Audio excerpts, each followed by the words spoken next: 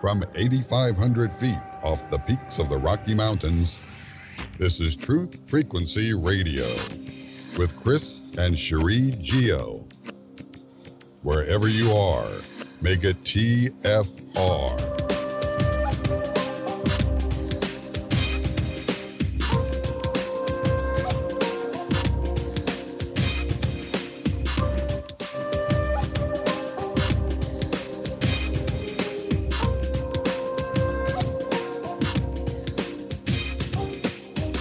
Good evening, ladies and gentlemen. Second hour of the broadcast, and we are going to get into this super woo material now. We've spoken about how you can see with the third eye and the activation of the third eye, but how exactly do you activate it?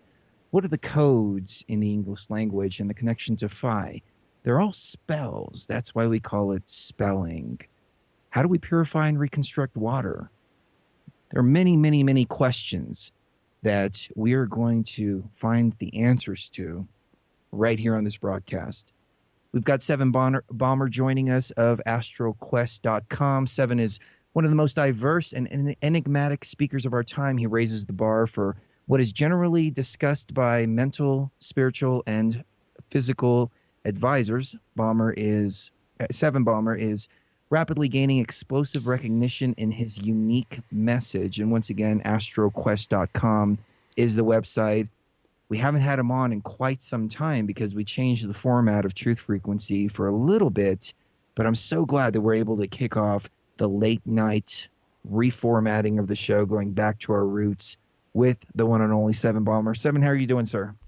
Man, you know I'm doing excellent. It's 2015. I'm super juiced up over here.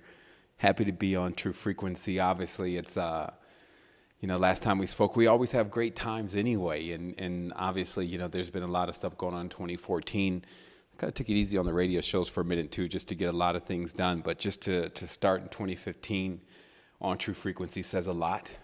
And obviously, I'm tonight, my biggest goal is just to transmit clearly and to have some fun, and just, hang out with family. And there's a lot of people I'm sure have called in. So, we're talking to each other from the other side of things now since 2014 is gone. So, that's definitely how I feel about tonight. I feel very comfortable and just in the presence of the fam. Excellent. We feel the same way. Definitely. And it seems like it was just yesterday that we were contemplating about the end of the Mayan calendar and what's going to happen on December 21st. Yeah, I mean, but honestly, it does. I hate to interrupt you, but it does seem like this transition into 2015 seems like the real kind of Mayan calendar epoch, or whatever you might call it. It seems like something is coming to a head as far as our consciousness is concerned. I think the world I actually ended on December 21st, 2012, and this is the afterlife. Because I got to say, Sevan, ever since 2012, everything has been falling into place perfectly. I would definitely say the same thing as far as it's like a quantum thing. They call it exponential growth. And I just find it's a lot more vivid since a lot of the engagements from 2012. And mainly then, too, because, there was just so many people who wanted to go along with the aspect of going into a more expanded state of consciousness, or maybe even some kind of arrival of some other species, or just something different. Basically, everyone was sending that energy out. And, it's very interesting because I was here during the World Cup in Costa Rica. And when the Costa Rica was winning, if you went outside, the air was thick with this frequency. And it was just everyone loved each other and cared about each other. And it's interesting because, it only took 11 men to do that. And so to give us an idea of how it takes only a few people to really, really make an impact. And if you know what you're doing, then the effects that it gives hundreds of thousands of people is just, amazing. So I would definitely say that all the way up until now, I've been just watching how this energy has began. Well, I would say it's always been present, and each person's on their different path. You got some old schoolers since Mount Shasta that are even themselves saying this is like the strongest they've ever seen consciousness really come through, especially how many people are involved in it.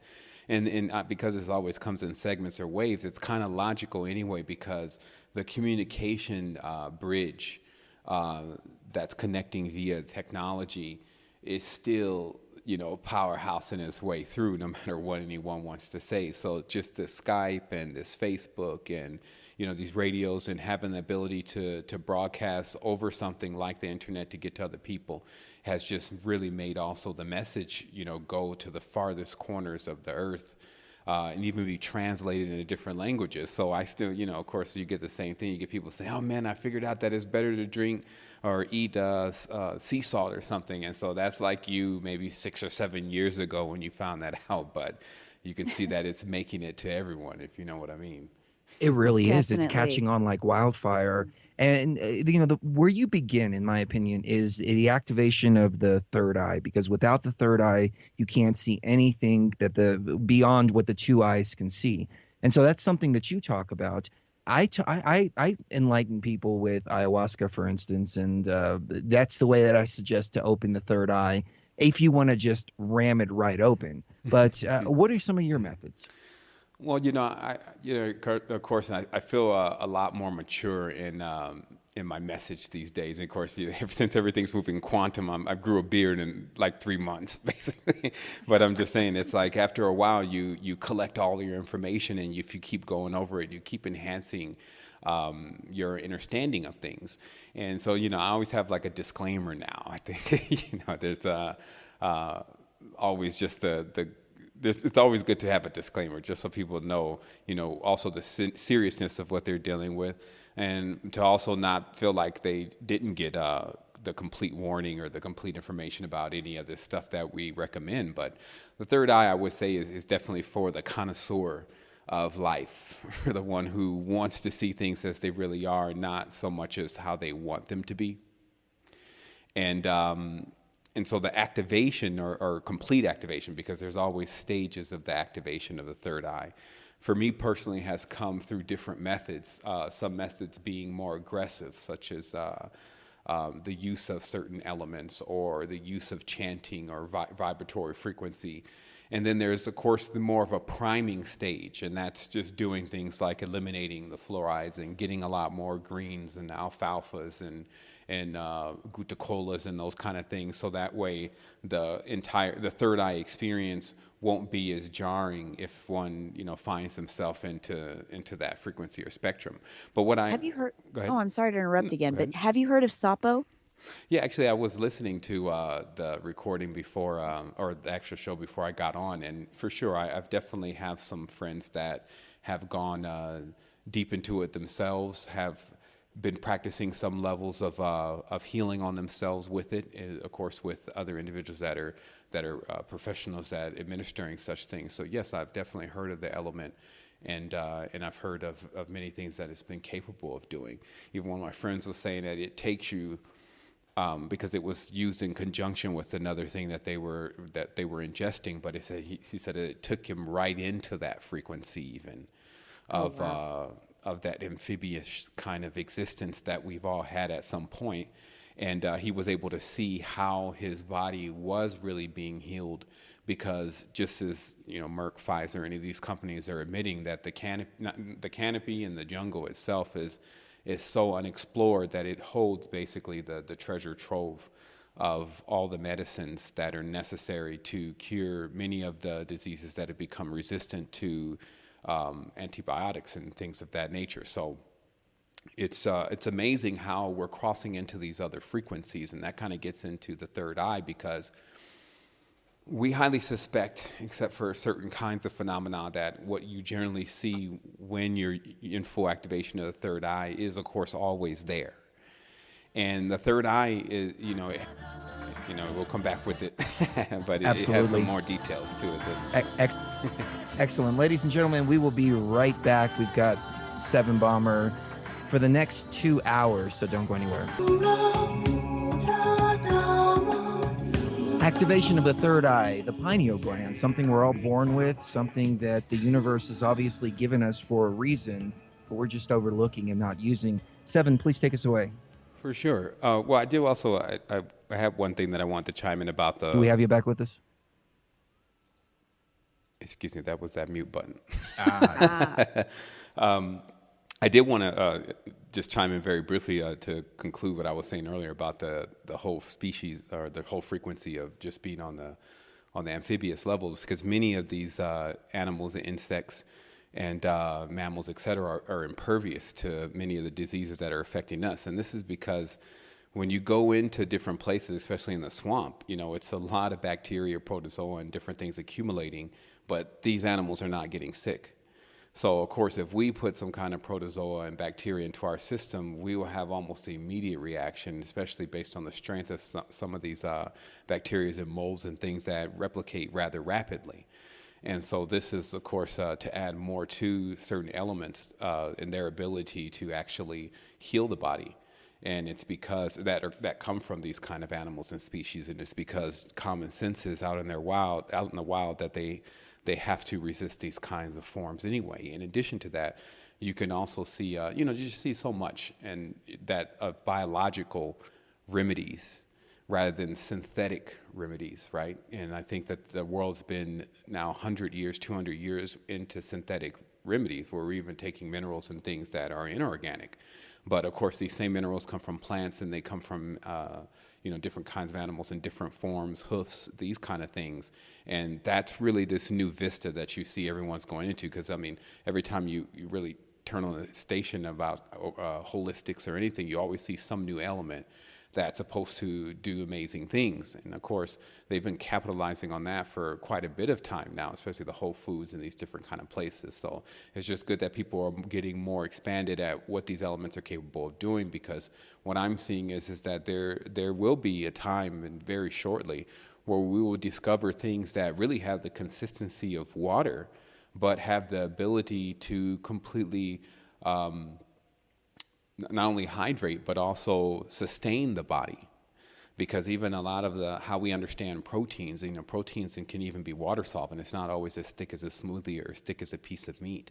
So I believe that if we get more creative people, we'll see people begin to develop things that will push us on into less consumption, just to have more time to do something else, and more energy and less karma to do something else. And so you could just see how that would all just come about as people want to become more healthy, and then, of course, feel the energetic potential behind when they do what's the correct thing. Then when they get that activation, they get that discernment, then every time they feel like they're being pulled back into doing something that they know will, pull them back down into those lower or more distorted frequencies, they'll just be able to keep resisting and to keep pursuing what they know innately to be correct, which is, that's really what it is to be perfect, is to move more closer towards the good core of yourself, repairing the distortions, aka bad parts of your consciousness. That's very well said. And there seems to be a bombardment right now of different chemicals and substances which are put into the food, into the water, which directly attack the third eye, directly attack the pineal gland. And I believe this is all by design in order to keep people from coming to these realizations, but it's really not working. One of our sponsors, hempusa.org, they have microplant powder, which for me, I know that when I take it, it really helps. It helps open up the mind, and I feel 100% better. Any thoughts on using hemp products to activate the pineal gland? Well, the main thing is to, before even making that huge leap into the pineal gland first, because of course the body works more of like a ladder itself, and it really does need a complete protein to make the proper building blocks necessary to begin to drive something like a third eye. Still understanding that the brain has it needs liquid, okay? It has to drink water just like the rest of the body. So the common actions of different glands, not just the pineal gland, being quote unquote calcified is just a product of what you would see when you run your standard sink water through a distiller, and then you see what's left behind. That's going to be the same thing that goes on in the body, because the body is a distiller also. That's why it sweats. So what happens is that, we get this opportunity to first say, okay, well, what's a complete protein? And hemp actually offers the major. So let's say, for instance, if you're looking for 100%, hemp is offering about 60% to 70% of that complete protein. The other side of that is something like brown rice and something like pea protein. And then once you get all of those together, which is just, one scoop here, one scoop here, one scoop here, especially for a vegetarian, now you're back on the same level as what a meat eater would be at as far as having protein. And so I still find it kind of strange, how you say that a lot of stuff is designed to kind of be counterproductive, and we know that. But a lot of the proteins that are out, and these people are world renowned this and Olympic whatever this, and then you go and you study the protein, it's not a complete protein. It's like a soy protein or something of that nature. So you have the information, get a complete protein, also get a really a complete chain of amino acids, because when you study amino acids, there's only so many that you can intake anyway. And I've been able to find great products, especially on Amazon, that give you those amino acids. So all this is really what it's doing is that if you have this Bugatti, I always like to make that reference, there's a certain type of maintenance that you're going to need to take it through in order for it to run like that. Now, that's, of course, if you feel in the need of running your machine, your vehicle, your vessel, whatever, to that type of degree. And so that's also what this kind of conversation leads into anyway. This is really for the connoisseur of expansion, one who really is looking to make that quantum leap this life versus the thousands of lives maybe that it takes to actually get to a point where you're deciding that you want to even start working with your third eye. And the reason is, of course, is that as you really begin to penetrate into those realms, because, you have to have some balls, really, as far as the exploratory level, to deal with frequencies. And so it's easier for me personally to define the third eye as giving one the ability to shift through frequencies. Well, Sevan, when you start working with these frequencies and you become aware of them, there are some things that happen which are a positive thing, but they feel like a negative thing. For instance, when I walk into a hospital, I can now feel the suffering that's taking place within that realm or within that environment. And so you become much more awakened to these energies in a good way, but also in a bad way. So you do have to prepare Yes. yourself. We'll be right back. Much more with Sevan Bomber on the other side.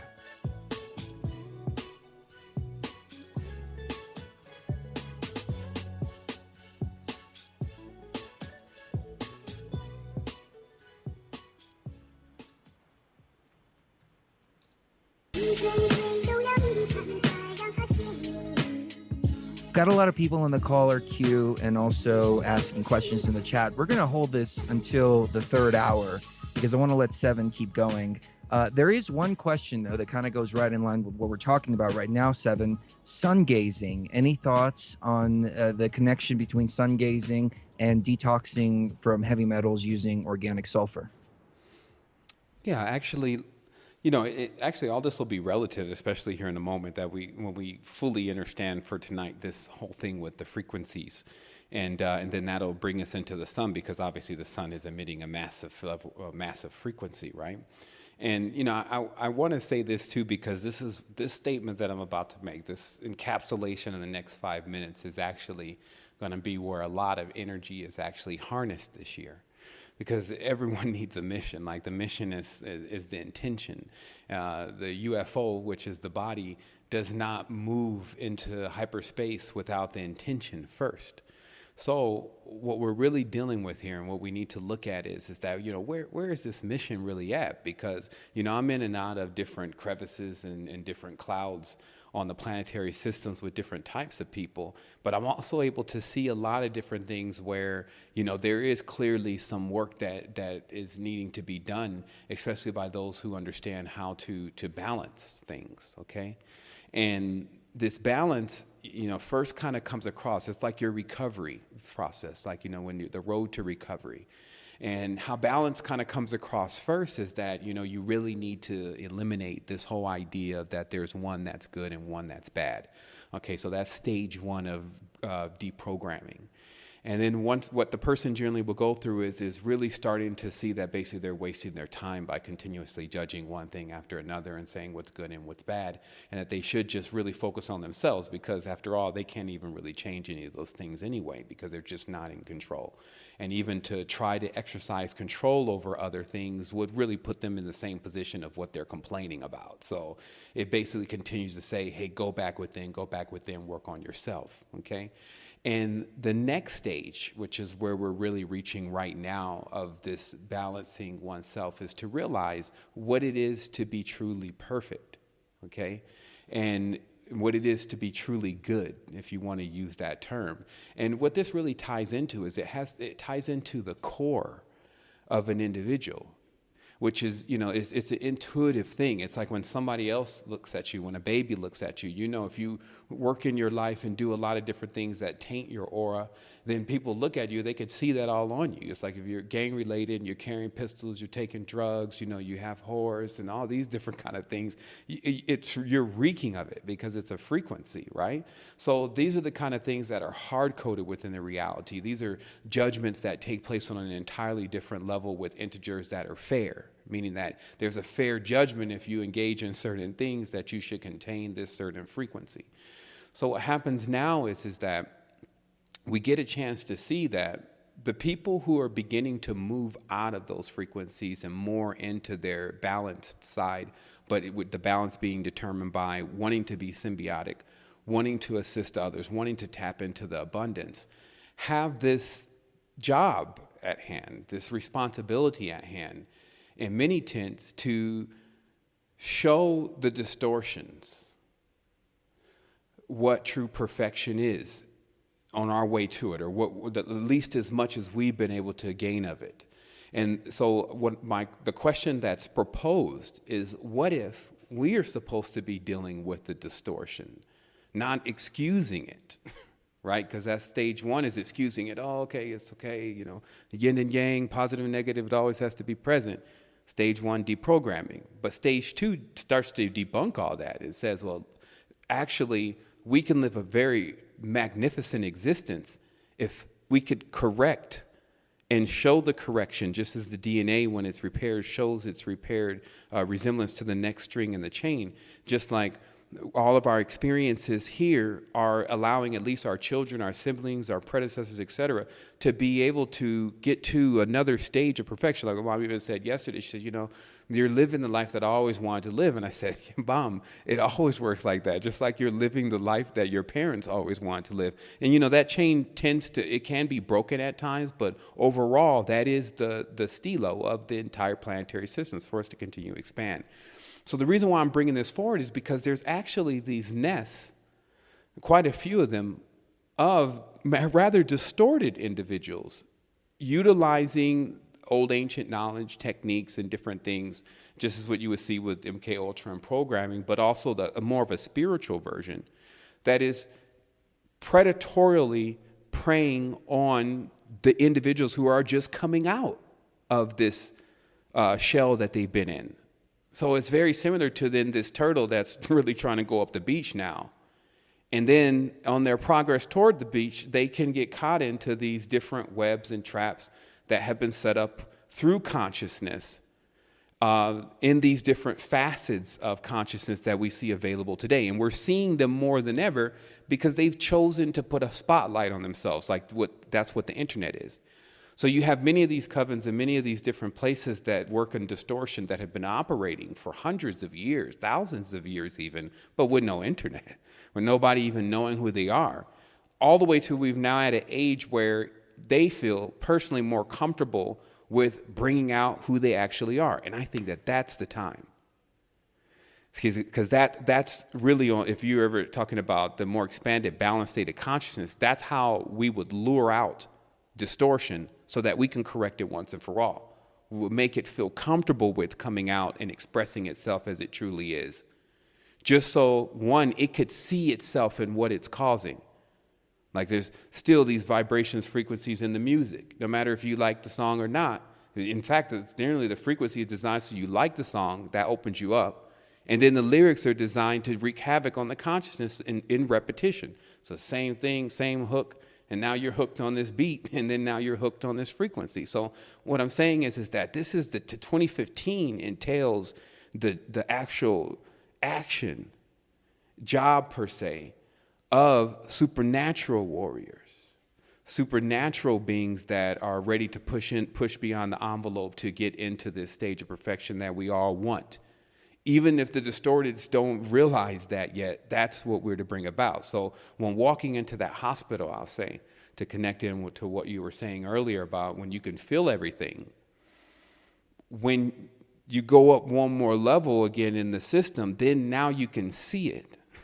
So many people believe that when you approach something that has been through this distorted frequencies, et cetera, sick, or has some kind of parasitic organism attached to them, you're just going to see this person laying there. But that's the illusion, because that's not what's really going on. Like if you see someone in the hospital, you're only seeing a fraction of what's really wrong with them, right? By the physical eye, you see them groaning and what's wrong with them. But then when you look with the third eye, you see everything that actually has become the cause and effect of what frequency they're on. And this frequency looks like black glass.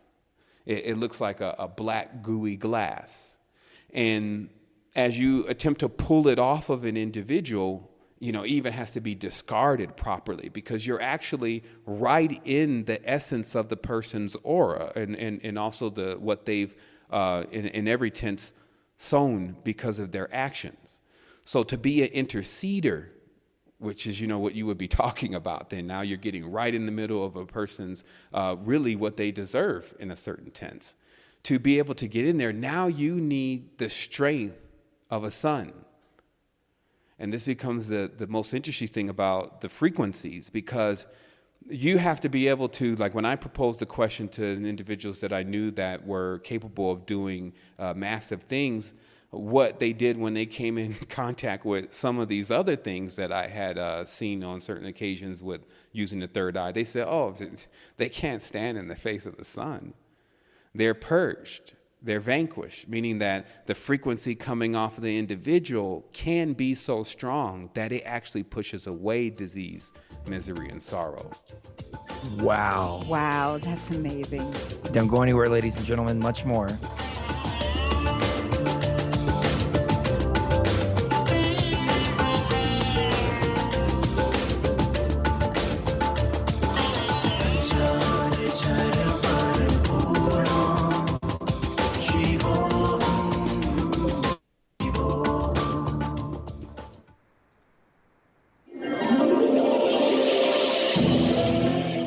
Archaeology, astronomy, alchemy, secrets of the Holy Bible, hidden codes of the Quran, demonology, Tesla technology, solar power, extraterrestrials in the ancient world. More than 500 documentaries, an experimental film lab of cutting-edge music and art, full-length movies, conference reports, and weekly TV shows. The Enigma Channel is the world's first truly global TV station. www.enigmatv.com. Intelligent television for planet Earth. Joe Joseph here for Truth Frequency Radio. According to allgov.com, since 9/11, a total of 238 Americans have died from a terrorist attack. That's 24 a year, making your chance of dying 1 in 625,000. Conversely, you have a 1 in 1,000 chance of becoming a victim of police brutality. Yet we spend trillions of dollars on the war on terror while militarizing an abusive police force. At truthfrequencyradio.com, we have a team of the very best personalities in independent media. A team that's dedicated to bringing you reliable and rock-solid news and information so you can arm yourself with knowledge and join the fight against worldwide oppression and tyranny. Truth Frequency Radio. News without the hate, hype, and fear.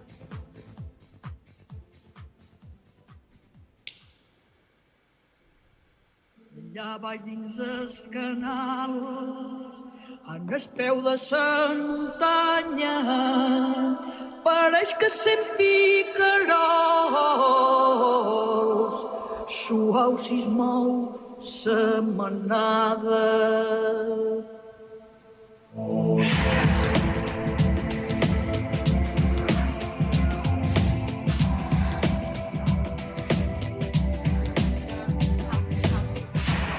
Final segment of the hour with Sevan Bomber. But of course, we have hour number 3 coming up. You can catch that over at truthfrequencyradio.com in the archive section. No longer will the show air on GCN and then heading over to Truth Frequency Radio for the live portion of the third hour. So the third hour will now be in the archive section at truthfrequencyradio.com. So everybody listening in on GCN on the Saturday show, our apologies, and we are trying to get the live slot moved over to the Friday nights, which is when we broadcast on Truth Frequency Radio now. Sevan, please pick up where we left off.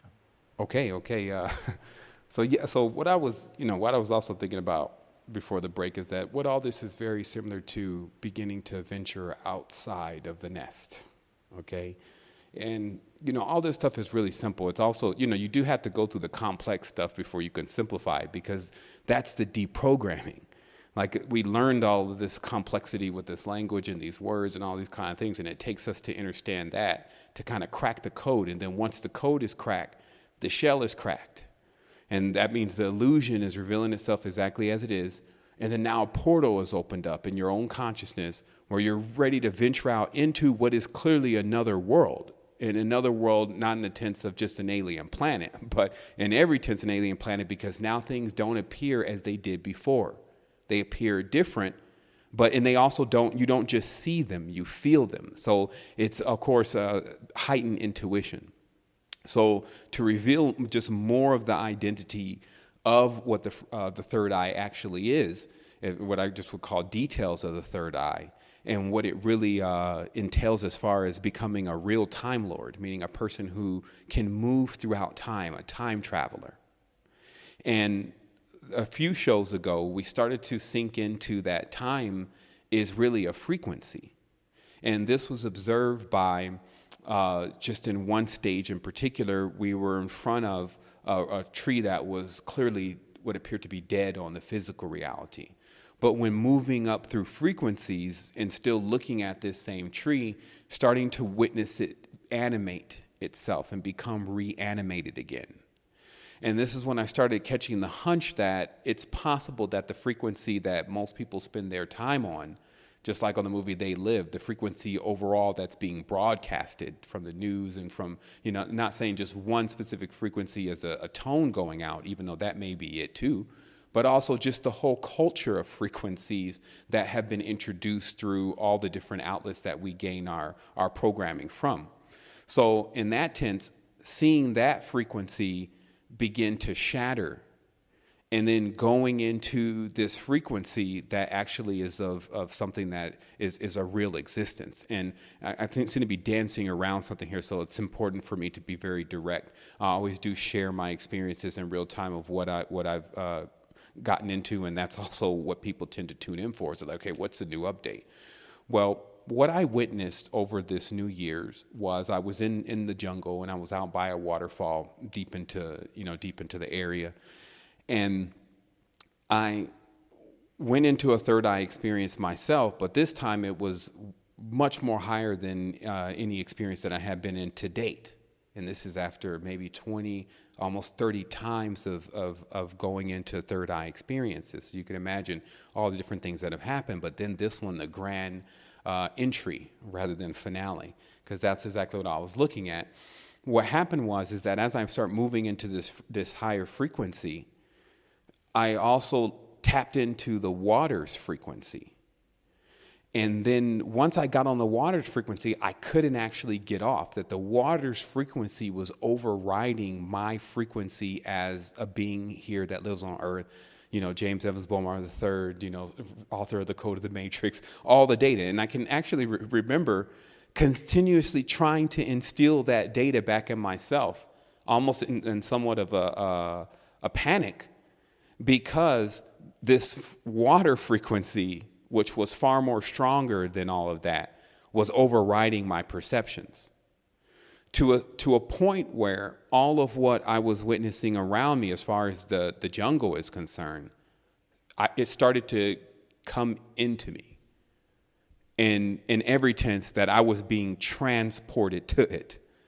And so as everything that was there that you can see generally with your normal eye was beginning to metamorphosize itself into clearly what I now know is what you would call another planet, another frequency. And I believe personally that this frequency has a lot to do with the planet Venus. And the reason is because of the pentagram shape that you often witness through nature, the concave triangle patterns that you often witness through nature and the design of nature, and then also Venus tracing out these same patterns in the night sky in its precession. And that it is 100% that when you see in the territories you're in now, there's no more Venus, if you get where I'm coming from, because there's all these buildings and there's no trees in most cities that have lived beyond even a certain point. When they if you talk about the center of New York, there's of course a tree. They plant it right in the middle of the sidewalk in the cement, but all those are baby trees. Those trees are not even hooked into the real link of network of other trees because their roots don't connect. All that's been uprooted. And then what's been put there is this other frequency made out of concrete, steel, electronics, Wi-Fi, and it builds an entirely different world. For all we know, it may be Saturn. But because just as we already had cracked into, all of the worlds, everything that ever exists is here on the earth. Different places on the planet, of course, carry different frequencies and thus resonate a different planetary energy. So I just happen to be on what I believe was getting right in the front door of Venus. And it was because I was so deep into the jungle, okay? And then what I also noticed as I was peering in, because you feel more than anything, but you can definitely see everything. You may want to close your eyes. But the reality is that as I was looking, I said, man, I could feel that it was so unexplored. And this is kind of a strange thing because we don't see things like this. We don't see that you can literally call open a door from emitting frequency from your own body and walk right through that door. Like that's this next stage. As the connoisseur of spirituality is going to breach into that with the use and the full use of what the third eye does. Because what the third eye really does, rather than just give senses intuition, many of the lower chakras can be used to do that. But it gives you a time machine that gives you the ability to lock into a specific frequency, because you're not putting dates on the time machine. They show the movie and they put the January the 15th of 18 or 1622. They come out of the dinosaurs or whatever, right? And they put these dates in. But that's fictitious, right? But what would be put in to get you to another stage? Frequencies, because that's all, and there's tons of frequencies. They go behind the decimal point. But again, when you get lots of nature around, then waterfalls and things that have been consistently running for you don't know how many years. And this is another thing that was just a shock to me, because when I just tapped into this waterfall frequency and it started amplifying my frequency so much, I knew right away that I needed to get off this frequency fast because it wasn't going to stop. And this is what I also learned then about being consistent. See, anything that's consistent is very sure about what it is. That's actually what it means to phase into a frequency and hold that frequency. So this means that if you wanted to achieve this great grand state of being, you would have to be sure of that. Because if you're completely sure, you emit this frequency that emits that entire world and envelops everything around you based on the strength, and also based on their ability to be receptive to that frequency. And this is why we find in most Western cultures that few people are really receptive to the frequency of another individual. That's why they can't really feel anybody, right? That's a Saturnalian. They can't actually feel anybody else's frequency really, and let alone empathize with it to actually become it, right? Because if you walk in that hospital and you see that person sick, and as an empath, you start feeling sick too. But as a being has energy, you also want to cure the situation. So, this is, it gets into some deep stuff, but, we'll keep going with it. We're going to get into it in the third hour. Sevan, give us the websites really quick and what's coming up over at Astral Quest. Oh, sure. Well, obviously, people can visit us at astralquest.com. The archive is always going to be at resistance2010.com, but we're also looking to go into beta in about 2 weeks with the new platform, which is Secret Energy, which is bringing forth open source spirituality, and it's definitely something different. Excellent. astralquest.com, the website, ladies and gentlemen. Third hour at truthfrequencyradio.com. Everybody on the Genesis Communications Network, kiss the one you love right now, because you never know when the last time is going to be. We'll see you tomorrow. Love you guys.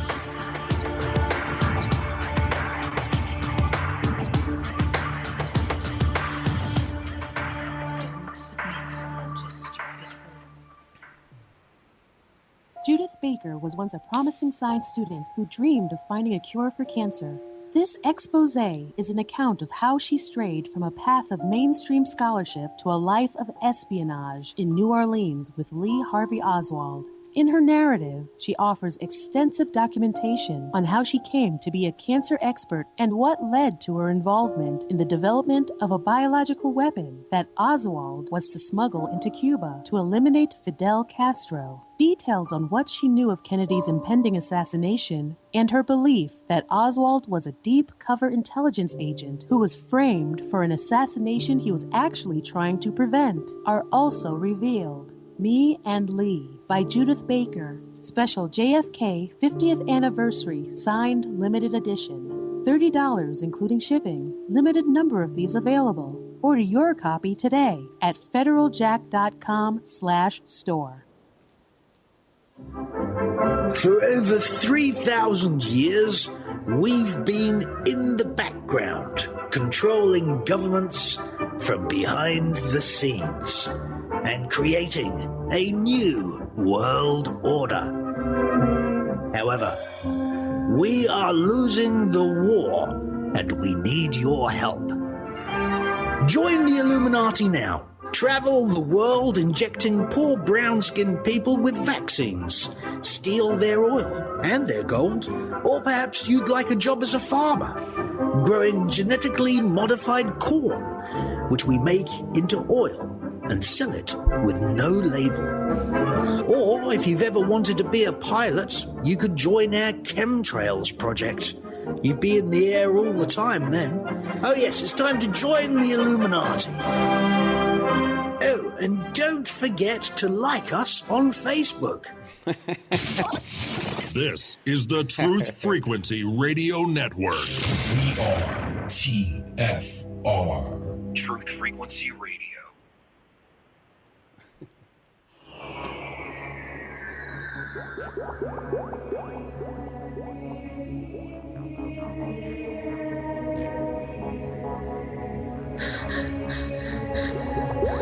Live from the city above the clouds, off the peaks of the Rocky Mountains, this is Truth Frequency Radio with Chris and Cherie Geo.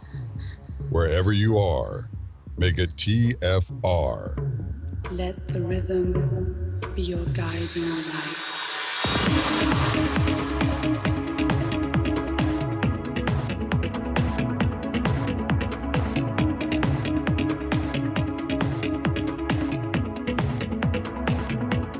Welcome back, hour number 3. It is January 2nd, 2015, exclusively on truthfrequencyradio.com. And I've got to say, this feels right. The energy feels good here. Mm-hmm. I'm really considering just letting go of GCN totally.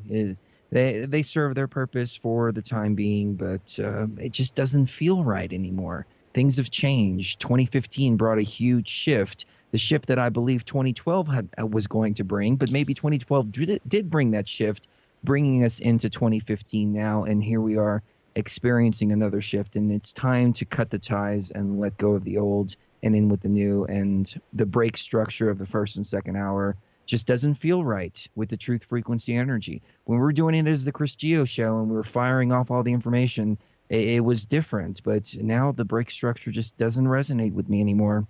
We will see. I'm going to have to meditate on this. I'm going to drink a glass of tea and see what that brings.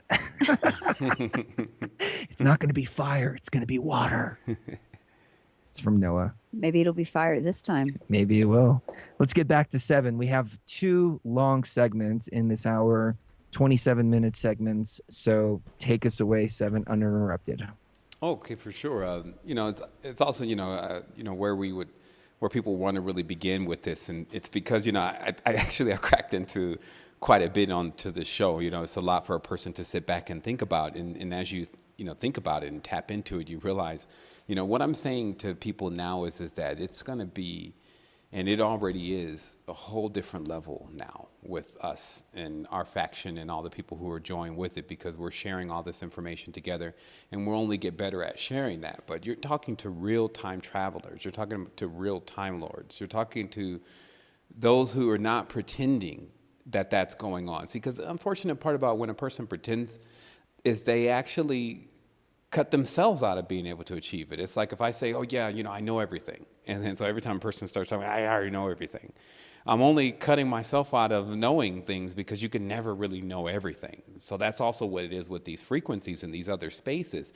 Even in some of the most far out spaces, let's say the Pluto state of consciousness, in a sense can be visited, but you need to take a team in there. And this is what I figured out happened to a lot of the major adepts that have come to the planet, basically individuals who pursue spirituality aggressively to figure out how to get off the rock, right?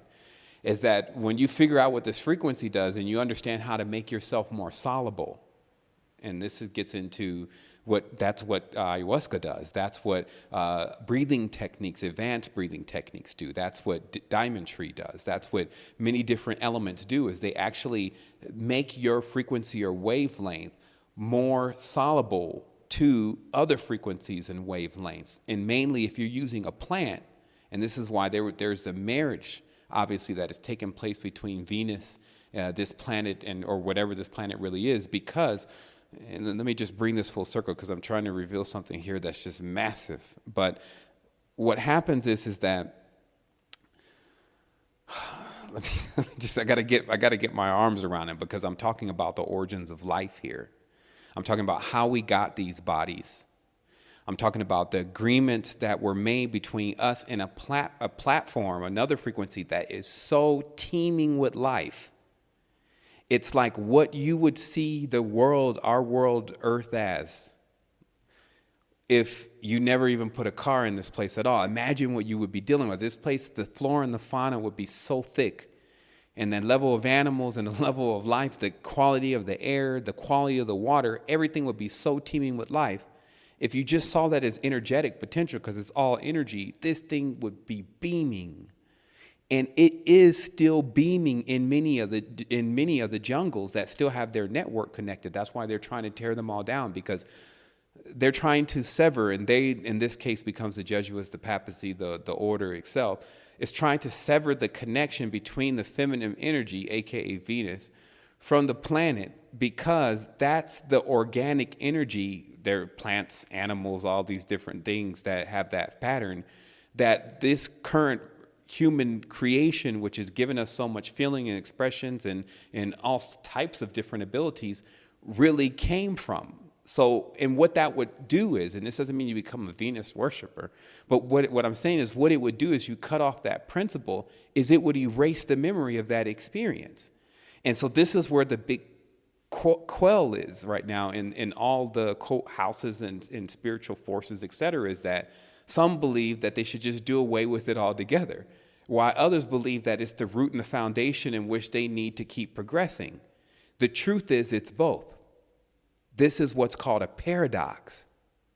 See, the word, the paradox is the, excuse my language, but it's the fucking thing you're going to have to hold on to what we're going to go into next. Because the paradox is, how is it that you exist in a real world and an illusion at the same time? How is that possible? It's possible because there's an interweaving network with what we call the illusion and the real thing.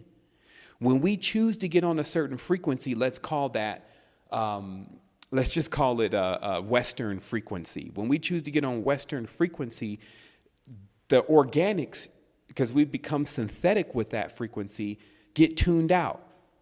This synthetic or this fakeness is lying. It's talking about things that are not true based on other truths that are not, or based on other things that were thought were true, but it really wasn't. Like even the whole basis of our math system, the basis of our historical system, all these different things end up becoming the illusion because they are this frequency that people tap into through training. And then that's why they don't go to the jungle. That's why they don't go into those frequencies, because they don't feel, they sit there and they're like, okay, there's nothing going on here. Nothing could be further from the truth. But what's really happening? The person has been turned over so much into a synthetic frequency. When they get into the frequency that life really exists at, they can't actually feel life anymore. You know, a friend of mine purchased a home out in the middle of nowhere, totally self-sufficient, solar power, stocked up with food. It's a total bug-out home, and a beautiful, beautiful home. And he took me out to the middle of the woods where we were about 20 miles from anybody or anything. No cell phone towers, no nothing. And for the first time, I felt truly alive. The energies just rushed right into me. And it's totally different when you disconnect from the synthetic energies that are all around us and get into those natural energies. For sure. And there's stages.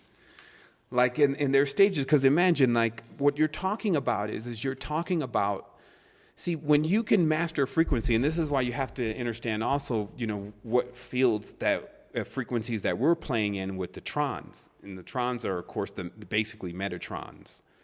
And these are beings that master synthetic frequencies because they build devices, mainly electronical devices, that emit these frequencies.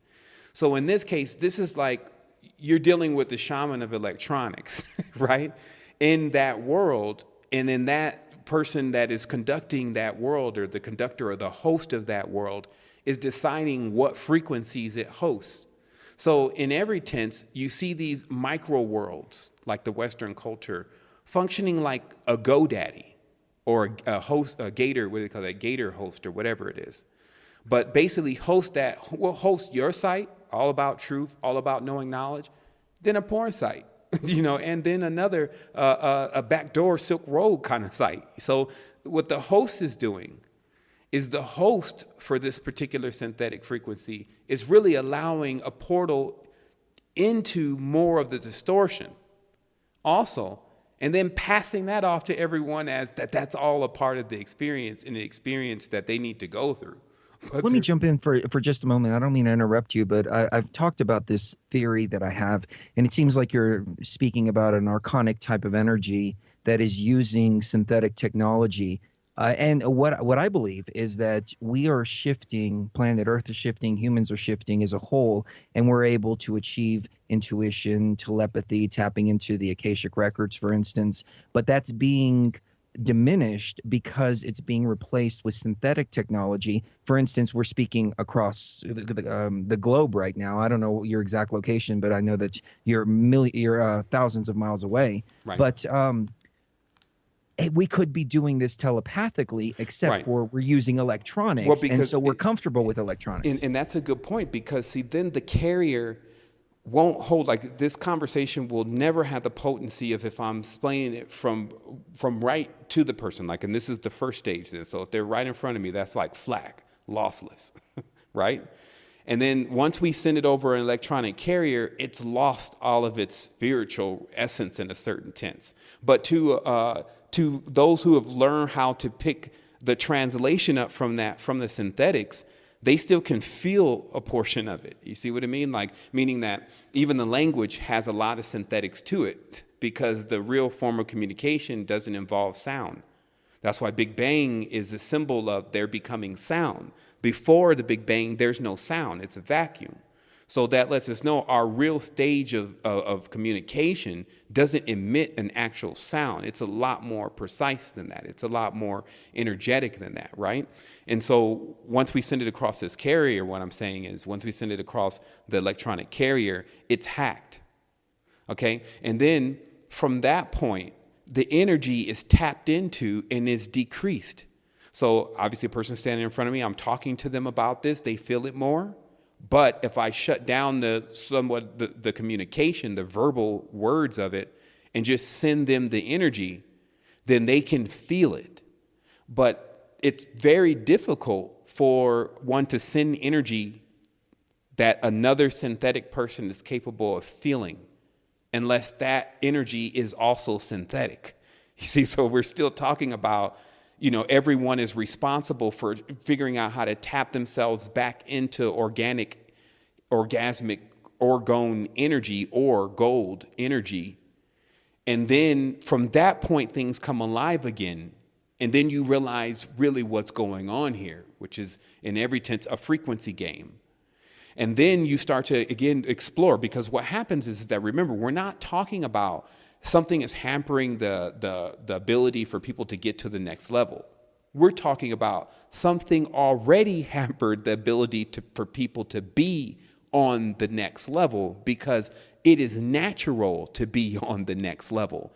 And you know that because of, and this crashes a lot of people's theories, and this is why it's never introduced that much, but it's common sense. Nothing of such complexity as the human being would come from something weak. It would have to come from something even more greater than that. That's the whole process of things. You can't take, basics. Let's talk about basics. A little bit of Kool-Aid, a teaspoon, and put it into a gallon of water. You see what I mean? So you have to increase the potency. So what this actually is saying is that we come from greatness, and we've truly fallen into lower frequencies, which, if you want to roll it all together, are just distorted. And what these distortions do is they separate each band, each wavelength, which is really what archons are. People just, they got into all the lure and the Anunnaki and UFOs, and all those are byproducts. What archons are what you would see as the lines in a rainbow. The points that one color stops and another color begins. And what is standing in that buffer zone to create that separation, that's an archon. So, well, I would go so far as to say that the archons would also be working to eliminate some of the color, or to make that separation even bigger and bigger. Look, they already explained to you what they were about. They binded themselves together on the Mount Hermon. And I would suggest to people to not see these as human beings or even aliens. We're talking about massive states of consciousness that envelop frequencies. Exactly. What can host, let's say, the Saturnalian state of consciousness? What can host the Venusian state of consciousness? What can host even a composition of all of those, which is really the human body? So it does really get into us seeing this as that there is a harmony, just like what the rainbow stands for, but also it's a universe, meaning united, but in conflict or inverse. And so this is also how the body functions, that if not in harmony, then one organ will attack another organ and ad infinitum until the entire structure breaks down. And so I'm not sure how much time is in this segment, but what I sync this to, what caused a great deal of this breakdown, is not only the enslavement of a specific group of individuals, but also a lot of movement that took place where one person is basically being pushed out of their territory and then forced to push another person out of their territory and ad infinitum. This is like what you would see with Atlantis. Atlantis had a group of people that were there, then that place sunk. Those people then went to another territory and took over that territory. So, but what about the people that were there? What happened to them? And we're living in that time right now. This is not a mystery. Right now, the quote unquote Atlanteans, those using Atlantean sorcery, have actually built their system again, which is the pyramid system, the Egyptian system, Egypt being always known as a term synonymous with imprisonment, because the real name of the territory is either Akibulan or Kemet. So this is when it gets into the dynamics of what so many people have actually found themselves trapped into right now, especially when it comes into spirituality, is it's just this fascination with the pyramid. Never realizing, first of all, there's far more superior geometry, but in every tense, you understand what it stands for, and it's a base pillar. As an adept knows that this is the foundation to things, but this is not where the totality of things really are. And so this gets into, it gets into other stuff. And, I kind of went into, some of the more deeper stuff that may be a little coarse for the standard audience to listen to. So I'll digress for a moment. But, the reality is that, remember, it's a big frequency game going on. The pineal gland and many of the glands that are inside of the organism are what allow the body to phase in and phase out of different frequencies. So when those things are not working, a person becomes trapped on a specific frequency, a wavelength or a band. And then that culture, which is like a petri dish, is what they become cultivated in. And then that cultivation determines their level of current, their actual level of energy, like what frequency are you working on? And then from that point, you either hold up the low end or the high end, or maybe the midpoint if you're lucky, of the frequency band that you correspond to. That's when you start choosing and you start to, okay, so I got you. Okay, so that's when you basically start to choose and you start to say, well, which one is the one you want to be on before you've seen the whole thing. So that's what I'm getting to here. In order to be non-biased, you do need to see the whole thing. So rather than making any decisions about what you understand fully 100% to be true, you could never make those assumptions until you saw the whole thing. And what I was in front of the other day was a fully unexplored territory. And just like what they were saying with the canopy of the jungle, that the canopy of the jungle, that's just the area where the trees are, is less explored than the ocean. And the ocean was already at 5%.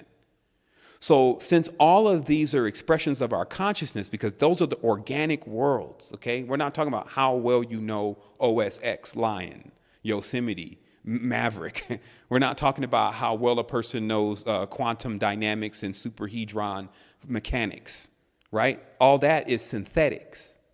We're talking because the moment that person gets sick, all of that goes up the river. It's like you don't even want to think about that stuff when you're sick.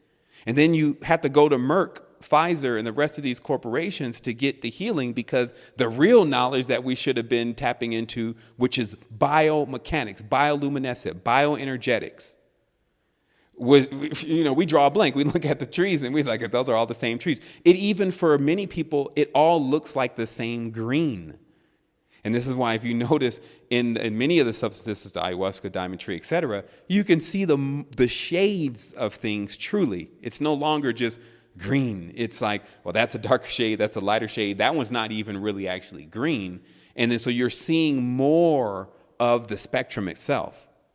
But there's something to remember here. And this is why I would explain to people, I condone the use of externalized forces, also external deities especially, because it only is a damper to consciousness. Because what a pantheism is a pantheism is the expression of the sun, because the sun is known to be the totality of the spectrum. It's spraying all of this stuff out.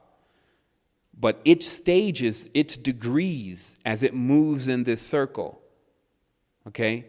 Those stages and those degrees, each degree has a specific deity. And only things these deities, which were also known as the archons, they were you use a compass to measure the degrees of them. The only use that there was really for them is to give you the full expression. Like at 12 o'clock noon, the sun's energy is like, and then they would give a name, Shiva, okay? Okay, at, let's say, 9 o'clock, 10 o'clock at night, the expression of the solar being is like Hanuman, the monkey mind, in illusion, constantly thinking, can't focus. You see what I mean? So that's what the only purpose of marking these segments of the degrees of reality as specific deities. And they were never used on an external level. Everything was maintained internal. So what we're living in is a world that has been tesseract, meaning it has been turned inside out. And I'm glad I got a chance to remember that, because there's only one more thing I want to explain here, and maybe we could take some questions and things. What I witnessed also while I was in there is I realized that I was actually really, truly inside of something. Now, we know we're inside of Earth, right? And we always talk about that. It's like, yeah, we're inside of Earth. We're not outside, because there's an envelope, and then you got to breach the envelope, and you go out, and there's a vacuum of space. So we're inside of something. So everyone admits that. But remember, to admit something and to really know about it is two different things. So when I was in this jungle, when I started looking at the rocks and started looking at many of the different things with the full activation coming in, I realized that I was literally inside of a more massive organism. And it doesn't mean this thing looks like a human. This is always what we do. We just put this template of the human body on everything, and we just try to find the eyes. But that's not how it works here. We're talking about something that's probably more of globulous, existing with several different organs and centers inside of it. And then what we're doing is we're building roads inside of it. We're building houses and schools, and we have our children inside of it. And this, again, is quite fascinating because the same thing is really going on in your body in a certain degree, but no synthetics are generally being introduced. And let me explain that. Like, we're building roads and cities and all these different things inside of this reality, right? So what if something inside of your body started building or dammed up the main artery to your heart? Put the Panama Canal right there in your heart. What would you feel like? You would have like a heart attack, right? So we need to understand that that's the same thing that so-called Masonry, Freemasonry, et cetera, has been doing to the planet, is damming off and cutting off its organs so that it dies. So that's a really good way to put it. As a child, I often wondered if there are little universes within us. As soon as I saw what a cell looked like, and then I saw what a galaxy looked like, I said, this is the exact same thing. What if it's just several different layers and several universes going all the way up and down the line infinitely? Yes. And in this, we're the caretakers. See, this is what I realized in one stage of consciousness, is that the supreme being, like if you want to talk about a supreme being, if you want to talk about a God, was really saying, hey, do my job. Because I'm really trying to create, but I really need you to take care of things. This is like when you become a father, you realize, or even a husband, or any kind of position of responsibility, you realize you're now obligated to kind of take care of a couple things before you just run off and before you just go do what you want to do, right? And so there's always the passing of the buck, is what I'm saying. There's always saying, hey, you take the mantle for a while and understand what it's like to bring a planetary system into complete correction. And then you can go into this next stage, but it's all going to be stage after stage after stage. And nobody is going to skip ahead. Nobody's going to cheat the system. There's going to be no way around it in a way to see, because there's always this approach with synthetics that it can cheat its way or gamble its way to the top or into something. Let me throw a philosophical curveball at you. Mm-hmm. What if we, the human species, are the disease? And what if we are doing exactly what we're supposed to be doing, which is damming up the blood supply of the planet, for instance, pulling the oil out, just creating havoc and killing this organism? What if that is what human beings are actually supposed to do? And that's why it's so embedded within our DNA to go into the earth and pull out whatever we can. First of all, man, that's what Sevan taught everybody. Meaning that, first of all, you can't be supposed to do something and then you already had another position. Like if your position was supreme being, there's nothing else really that would even come even close to that. So the only thing that the person would be being offered after that would be just scraps. So they would really need to be conned in more to something like that, more so than to actually think that would be true or that they would actually agree to it, if you feel where I'm coming from. Because it's like you've been eating organics and beautiful food all your life, and then now somebody wants you to eat dog food. It doesn't even make sense to you logically. This is really the same situation that we're going through as human beings. First of all, this is a powder keg of equipment, just to make it very blunt. When you look at what's actually inside the human body and you start exploring your consciousness even just a little bit, you get what's going on, that this is not necessarily entry-level equipment. Like they could put you probably into a dog body or a frog body or something like that, and then, maybe you even experience something greater there. But what I'm saying is that the human body has this ability, mind and soul in conjunction, is an extreme, magnificent vehicle. And it is clearly 100% beyond a shadow of a doubt deactivated within most people. And then that does also, to me, compensate and also explain why we're dealing with a world as we're dealing with it. Because the moment And I'll witness this moment. I'm immortal. You're immortal. We'll witness the moment. We'll see the sun go supernova. There's no such thing as time. So the full merging of the totality is going to occur at some point in our existence. What we're doing, the quester, the astroquester, is speeding up that process because there's no reason to even function with components like time.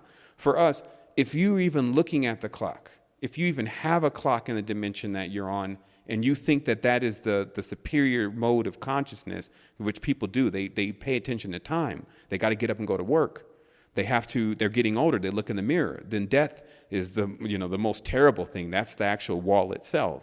So it's time here. So the only thing that the universe, if the universe has a university, what's the main course? How to merge the dualistic poles so that they collapse time. How do you do that? Well, stage one is canceling out the power of duality. This means that you actually need to ignore the opposite negative spectrum of things to purge your system of just interacting with it so much. Stage two, go ahead. A timeless universe or a timeless dimension, that's a better way to put it. I'm trying to wrap my head around this concept, and I've heard this concept so many times, but you always have a measurement of time, be it a planet going around the sun or an event that's taking place. There's always some kind of measure of time. How can we just not have time, period? Because it's a totality. The components of time don't exist because there's no such thing as separation. Remember, time is, according to the explanation here on the planet, space. That's the distance between one object and another. So as those objects decrease that distance, that basically means I understand fully who you are, you understand who I am, and this goes on ad infinitum across a chain. Time collapses. And this takes you over the event horizon. See, this is something that a person has been able to accomplish, and beings on this planet have been able to accomplish through their breathing, because the body is working on basically a cold fusion system.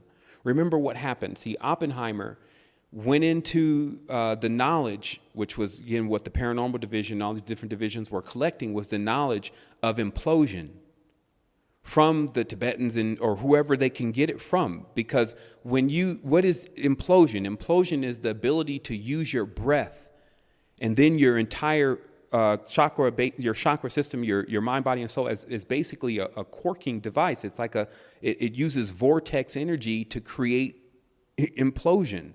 And this emits a frequency, and this frequency takes you to another space. I have to explain this to you very, very carefully. See, every place has its climax. Every moment has its climax. The climax is known as the balance point. That's why that's where your orgasm is right at your climax. And then after you have your climax, you're like, oh, okay, I'm going to sleep. Okay, so if you saw that on a massive level, right, every place, Kemet, even, I don't know, I wouldn't even throw Rome on the list, but every place has its climax. So when you reach the climax of your frequency, the time and space you're in is actually when everything is at its climax also. Because this point is more powerful than all other points. That's why it has this kind of effect on the reality. This is why you can't overpower frequencies in the reality with the same frequencies. Just like Einstein supposedly said, you can't change the outcome of a situation with the same mind that created it. It's a metaphor. You can't change the projection from inside of the projection, or the hologram from inside the hologram. You got to go to where the hologram is emitting from. So this means someone must climb into the higher frequencies and then spray that. Just like a magnifying glass. This is what supposedly a Mashiach really is a magnifying glass of the sun's energy to beam into the darker recesses or the corners, also known as the oob, of the hypercube that is accumulating light. Now, this may be like Chinese to a lot of people, but what I'm saying is that what a prism is a prison. So what we are is we're light, but trapped in a prism, which basically creates an envelope around us and a bulb around us and a bubble around us and a limitation around us, because it actually makes a circle around us.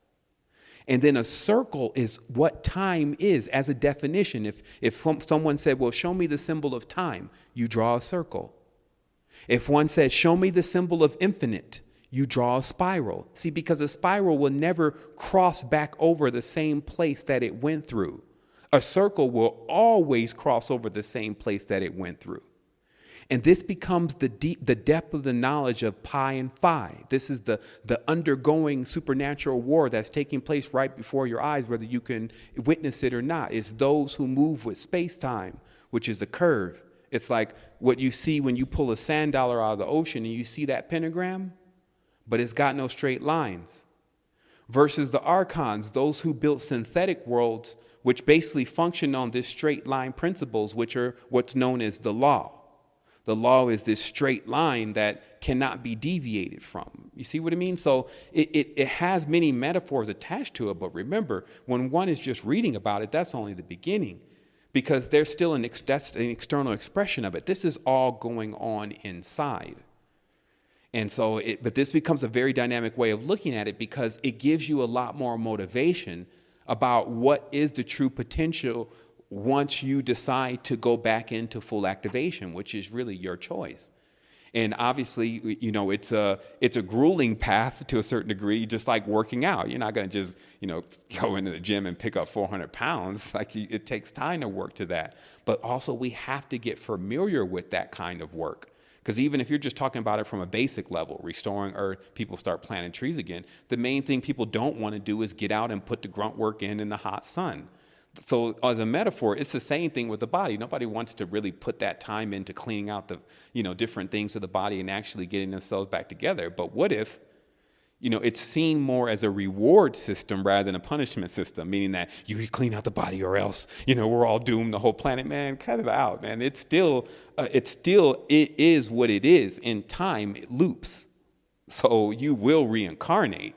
It's just about, do you really keep wanting to play around with a system like this, considering the potential of the other spaces? And so this is why, so anyone that's ever tapped into that, such as yourself, automatically is, in a certain sense, inducted into an entirely different invisible experience that's showing you, hey, there is more to this. There is an adventure really here. It's just like when you were a child, how you saw things when you were a child, when everything was an adventure, when you were fresh. That's the stage in which you need to return, right?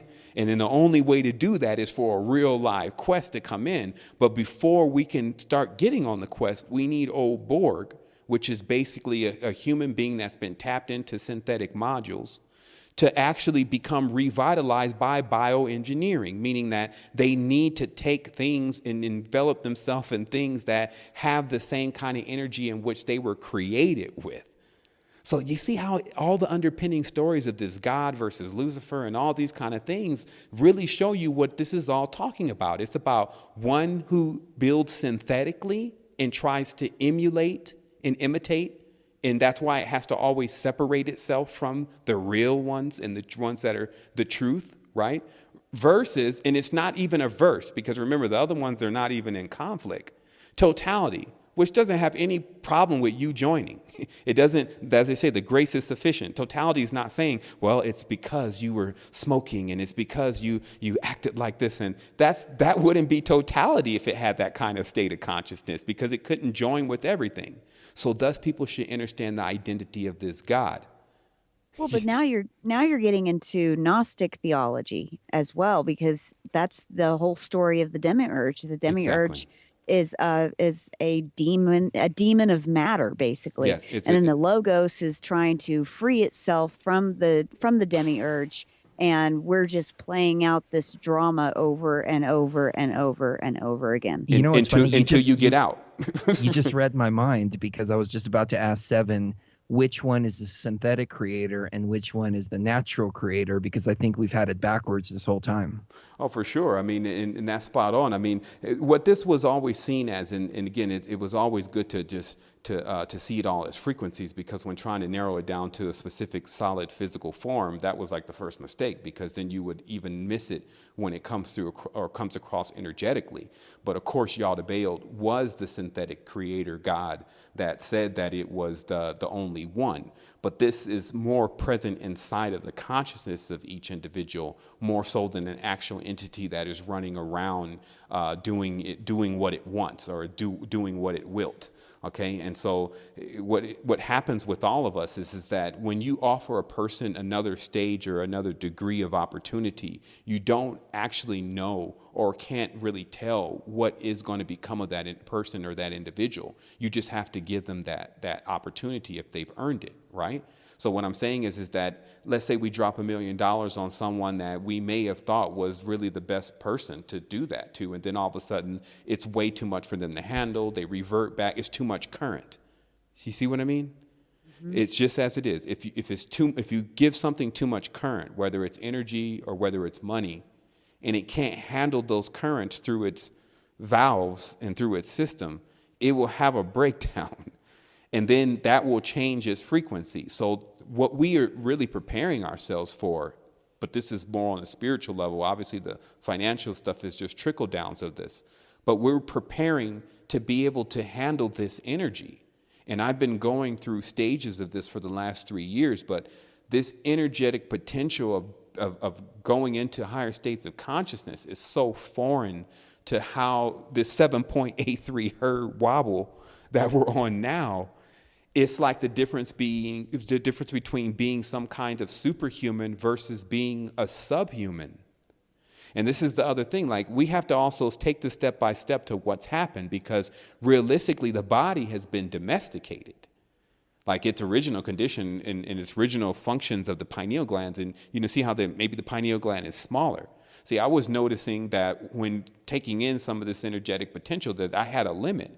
And I started asking myself, was that limited capacity actually based on just the size of the pineal gland? Because if maybe the pineal gland's bigger, the person can hold more energy. And of course, what I've come to the conclusion is that the body, you need minerals. That's what is just the basic thing, because when you go into a high vibratory frequency, it's very similar to you just cut on this device, right? And you're starting to run all this current through this device. Now, do you got heat sink? Because if you don't have heat sink, the device overheats. And then once it overheats, it has a meltdown.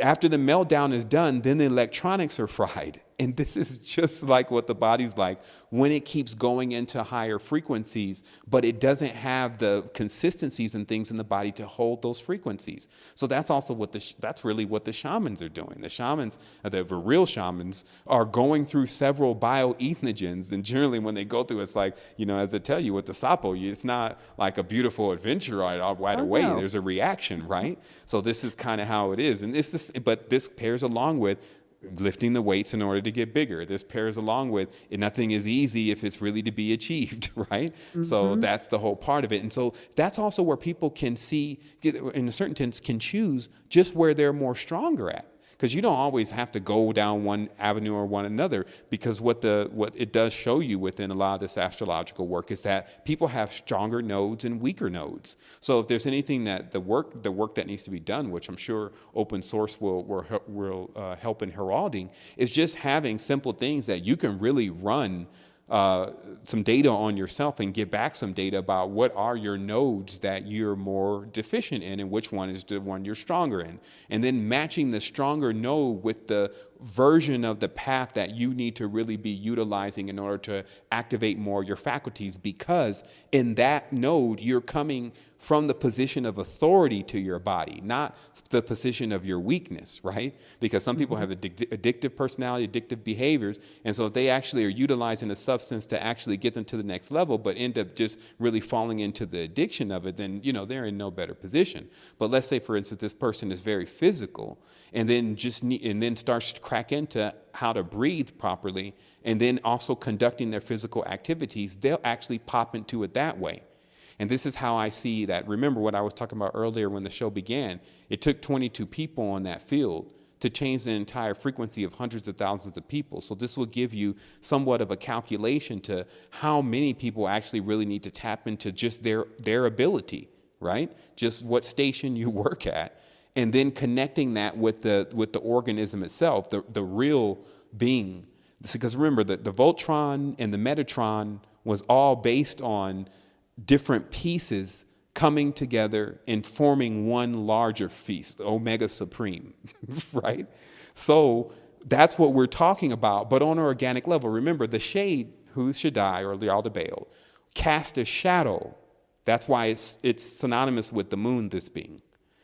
It casts a shadow and uses the light of the sun and refracts that light and then tells everyone that, hey, I'm the one that created it. I'm the one that is the light. Okay, so this is what synthetics does. Now, everyone knows that the sun is really the bright light, right? But that doesn't stop people from worshiping and bowing down to the moon as if it is the real fertile principle on the planet, which is not true. How you gonna? It's like you saying, like if I say, well, I'm the creator of True Frequency Radio. How is that? Because Chris is creator of True Frequency Radio. So if I said that, I would have had to say that after him. So no. Actually, That's the thing, though, Sevan. We're all TFR. Well, and here's the thing. Right. In open source. I hate to disagree with you on this, but I believe that the sun and its rays were constantly referred to by the Egyptians as having basically the sperm power, and the rays act as the sperm coming from the male, the sun, and the moon with its tides and how women's cycles are in tune with the moon. It's every 28 days, like clockwork. It all works together so that the moon is the mother, the sun is the father, and then every month you have this dance that goes on. It's not that the moon isn't playing any kind of role, because it definitely is. If it weren't for the moon, we wouldn't have our cycles, and if we didn't have our cycles, there wouldn't be people. Well, let me tell you the real story. The real story is that the sun is actually a male-female. It's androgynon. That's the only way energy like that can be emitted, which the moon is not emitting. The sun is a dynamo, and it's spraying out the reality. So without the sun, there's no moons, there's no nothing. There's no humans, there's no animals, there's no nothing. So what actually occurs then is something jumps up. And this is the actual story of Nanar Sin, which is the name of the moon, which was seen as a male figure way before it was ever seen as a female figure, but more as an androgen itself with a primary masculine side. That's why it was known to be unbalanced. So when you look in the Sumerian text and Chaldean text, which are the first texts to really still speak about this, and is where really the most occult magic is coming from, the moon was always known to be the Lord, or the one that was lowered from heaven, also aka Nanar Sin, who was basically, in every tense, hacking, creating what we call time. And this is what this whole lunar cycle and the measuring of time based on the moon rather than the emission of where it comes from, which is the sun. It's basically only looking at the first immediate celestial body as the end all, finish all, and explanation of everything, when we should have, in fact, in this tense, looked further, but in every tense looked inward. Because remember, the moon has a very specific story throughout history, especially with the reverence for the moon and the worship of the moon, and then that being tied into the sacrificial offerings that really got Earth into the situation that it's in now. So, which is basically eliminating the firstborn or sacrificing the firstborn in order to appease a god. So it's just as it is that when the refraction of the power begins to take place, it could be, you could go and immediately throw Venus into the same position as the moon, which is really what occultism does. Occultism has Venus really more as the fertility wave-moving component than even the moon, because just like people are saying that the sun is really hot, but it's actually when the sun is reflecting against the arc of the bubble that's created around the planet is what makes it hot, not that it's hot when you're out there. So there's a lot of, again, things that have been perpetrated, but if we sit down and we think about them, first of all, when you say man, like when they say the sun, that was the trick of the language, especially with the Latin culture, or the Latin Vulgate, which was bringing forth an idea that the male principle was the strongest principle, in which caused the major imbalance, because the sun was never seen by any of the ancients as being a male by itself at all, by the ones who began to separate as a gender, first as a female, and then finally as a male once it came across that way. But we know it from our simple experiments. Any generator, anything that is giving off energy, even human beings, all planets have a positive and a negative, or a masculine and a feminine principle. And then what the moon plays more of a role at, and I think, at least David, I did explain a lot of that, especially from what had come from G.H. Reeves, is that that's how you can actually control time. And I'm telling you, there's a rich culture behind this. Like, it's not a game at all. It involves some of the most powerful occultists in the world, utilizing the moon's energy to do this same thing to other people, to refract the light of the sun and to use that kind of power and spiritual potential on others, and actually have those people thinking that it's them that power is coming from, when it's actually coming from somewhere else entirely, mainly from inside of the individual. Because remember, it's tesseract. So every single thing that we see that is actually outside, what we believe is outside, is really inside, because it's all being enveloped by the womb of the universe. So inside of ourselves is really where this solar anything exists. And this is why they have terms about Phosphorus or Lucifer, which is really what the sun then is, as an external. So we just have to realize there's two fields here. There's an internal and there's an external. The external has always been seen as the Devacanic plane, the world of illusion, and everything in it as being tied into being a shadow of that, even the sun. And then when you turn it inside out, the sun becomes a solar plexus, the moon becomes the Muladhara chakra, the point of dominion for what is known as basically what we call the devil. And then the succession of the different planes that are above that until you leave out of this whole dual universe, which is what it really is, which is coming out of the top of your crown chakra, which is basically like an orgasm, but coming out of the top of your head. And then you eject into what would be totality. Now, when you get into totality type fields, now we see what you're made out of, because it's like riding a wave. You can't fall off. This is like you will basically pass out. You have to basically stay on this wave of energetics. So again, I'm not necessarily disagreeing here. I'm just adding more information to it, and also putting in metaphors for us to get to the real truth without having to lean on another person's knowledge. But if something is the emission point, then every single thing else after that is only in division of realizing that it is the actual emission point. So in every tense, all of us contain the ability and the energy of a sun. That actual embodiment as itself is a totality. It's not separate. It's not a male. It's not a female. And then what that does is that it keeps us from the never-ending battle that the world found itself in. Now, let me tell you this last secret.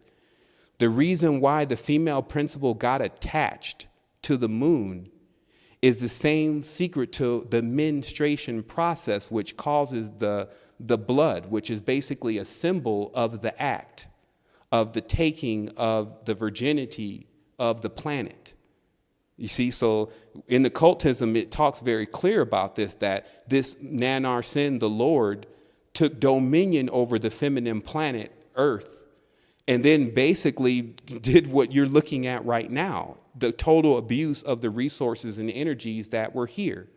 And until the sun returns, meaning the person going back into their androgynous state and then collapsing those two poles, then there will be nothing but dissension. And that's why they say there's nothing new under the sun, because from the emission point of the sun, everything divides from there. And those are the rays, those are the semen. So if we see all this as it is, then all these semens are seeds. And then the parable of the sower comes into play. Some seeds fell by the wayside, and some seeds fell and were plucked up by birds. Some seeds fell on shallow. They sprouted up very fast, but then they withered away when the sun came out. And then some seeds fell into more fertile ground and took root and grew up as complete trees. So I also see all incarnations and experiences, the process of that, figuring out how to become a complete tree. And then what we've also installed into our existence is when we die, we see an entire panoramic view of mainly the spikes or the high points of our existence that lifetime. And then what we do is we choose what point we should have changed things in order to get the outcome of realizing during that lifetime that you're immortal, so that it breaks the ring of time. And so this is why it shows you that, yes, you are a time traveler, But where we keep going is we're going right back into points in our lives where we wanted to change things. We felt like we should have married this other person. We felt like we shouldn't have had, we did that's, and all of that. And that's, masters have talked about this. This goes beyond even my scope of experience, but I'm still a student myself, and I have access to many different things, but it explains on leaving the planet what generally takes place and what causes a person to come back here. And it has a lot to do with our misconceptions about what totality really is, which of course is everything, and what that'll be like, which can't really be comprehended on a mind that, I'm sure the and the conclusion here, what I'm saying is the bioorganic consciousness, not the synthetic, is more capable of actually processing this kind of information because it sees that information as itself. Versus the synthetics, who have all these external males and females and planetary systems and all these things, but all these are seen as external things. That only has a certain scope, and this is why it only has a certain.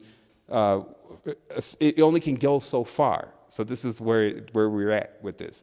The Jesuses, all of these different kind of concepts can only take the individual so far, because who is this really about? This is not about Jesus.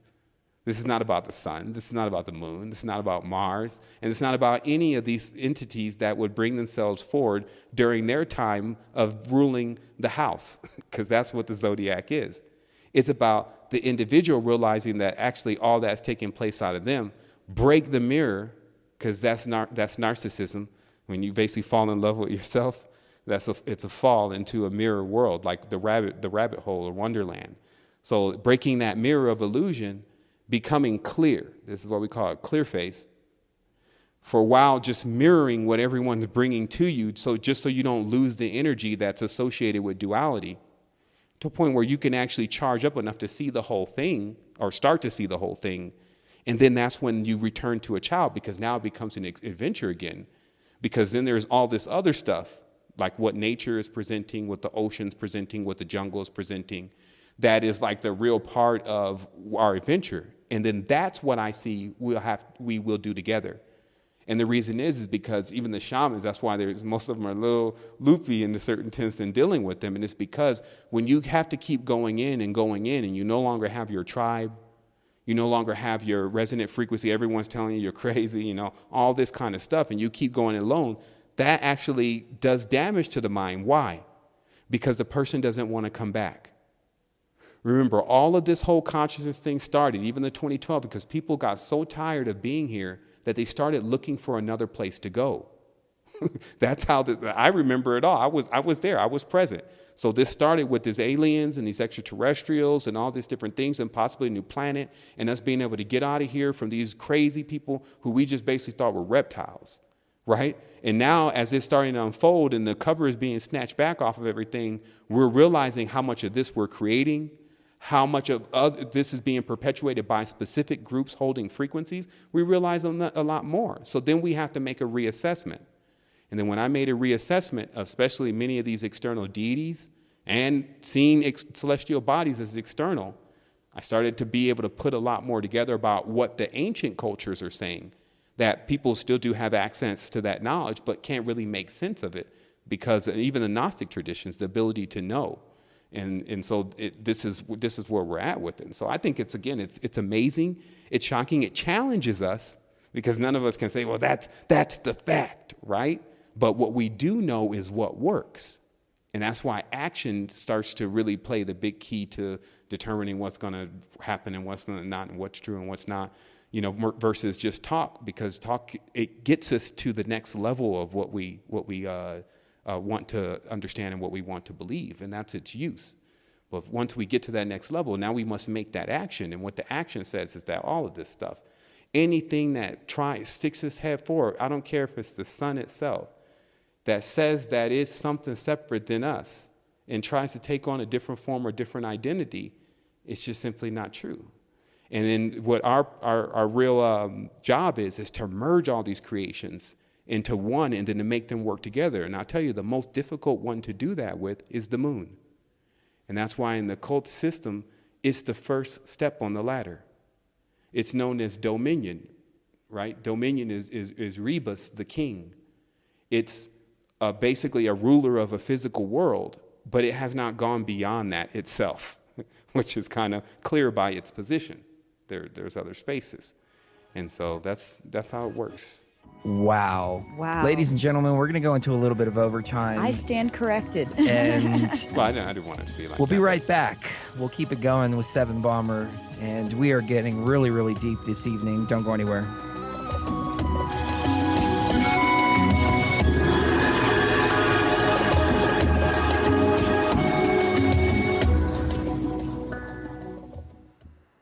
Mega TFR.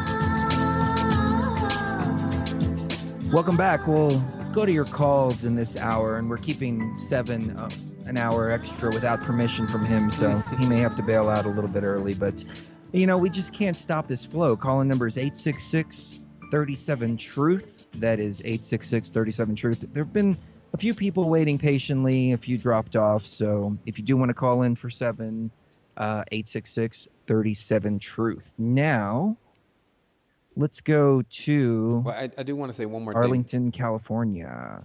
I don't have a name up here, but Arlington, California, how are you doing? Hello? Hello, how are you doing? Hey, man, happy I'm on, man. Is Sevan there? Yep. Yeah, we've got Sevan with us. I'm sorry, it'd be hard to know if I'm the caller that's on or not, but yeah, I'm happy to be on. I had just one quick question for Sevan. It was a yes or no, and based off of the question, I had something else I wanted to say. Is consciousness the highest power? Period. Is that the highest power? Obviously not. And there's one more thing I wanted to explain really briefly, and then I'm going to take your question. I just wanted to make sure we cap off the end of that last hour, especially if we're going to go into questions now. And this is this. Let's say, for instance, if your job is to teach third grade, right? But you could be a graduate with honors. It doesn't matter if you're teaching third grade, because you have to teach a certain curriculum that is basically the next stage to this third grader getting to the fourth grade ad infinitum, okay? If I just took a person for just one moment into the scope of how simple it is to understand what's going on here, it's about what the language is saying and what the language reveals and who pioneered these languages. So if you just type in your Google browser, Nannar, Nannar, sin, you'll get a Wikipedia entry of sin right now. This word, I mean, hasn't not been at least plaguing the vocabulary since you could remember ever even knowing anything, especially from religious people. Okay? So the definition here says sin or nana. Now, nana was the same being that Rihanna, which is very clear to see where she's gone with her initiation, is worshiping. Right? So she said, what's the name? Nana. Okay? Now it says it was the god of the moon. Okay? And it says Nana is a Sumerian deity, the son of Enlil. So it's telling you right there that the god of the moon is a male.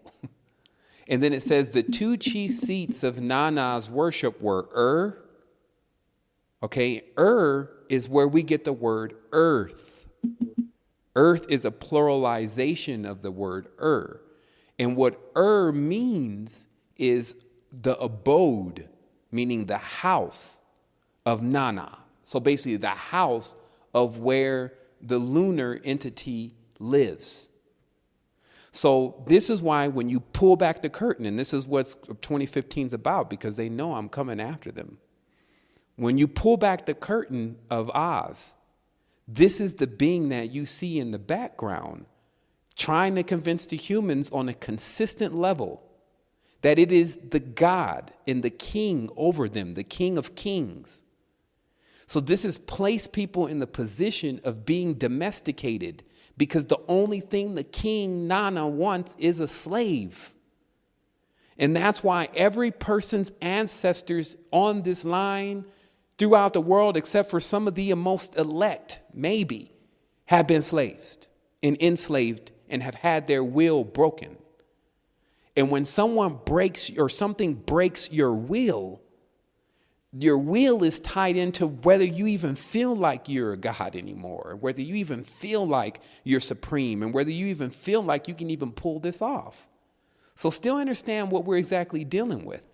And that's why when you ask yourself sometimes, if the synchronicity has been running really heavy for you and you've been learning certain things, if you ask yourself why you, just remember, no one gets sent in to deal with these kind of situations that's not very familiar with what we're dealing with.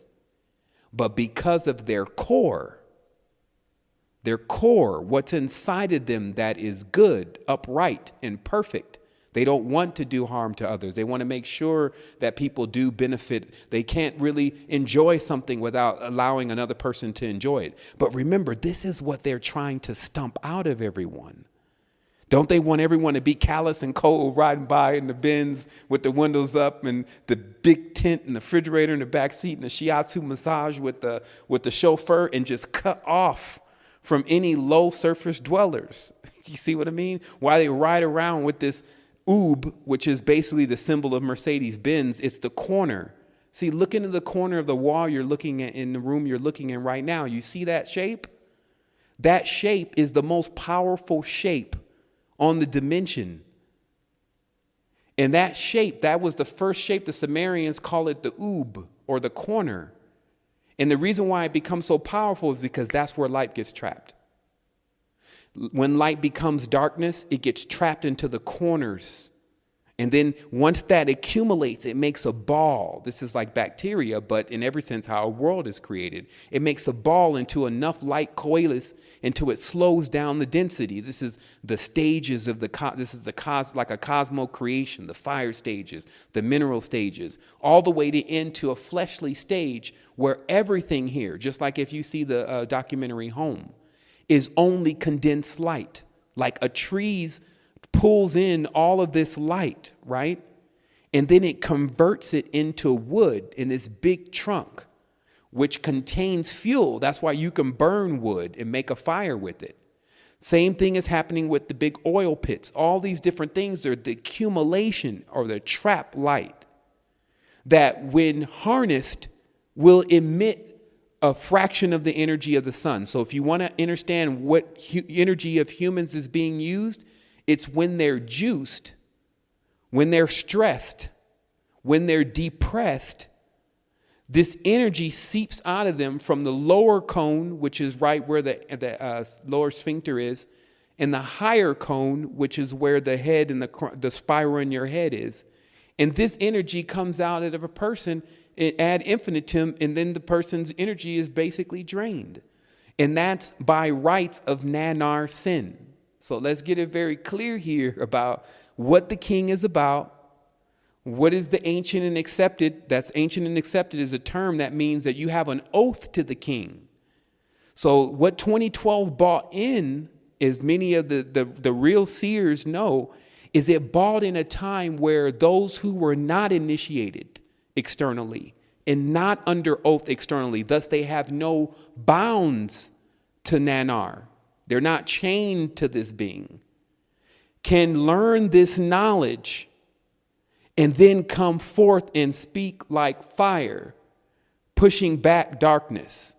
So that's what's the underlining thing that's actually going on here. If everyone wants to come real present, real briefly, that this is a supernatural war because one being, the king, okay, it's still, the being is still here today. Like you go to every single country, there's someone wanting to rule over you.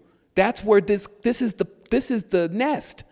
And that's why I was saying, I'm not trying to deal with presidents and deal with physical stand-in kings. I'm dealing with immortal Charlemagne, Constantine, Alexander the Great, the same entity that has been going through those individuals that has enslaved this entire planetary system, but beautiful stars.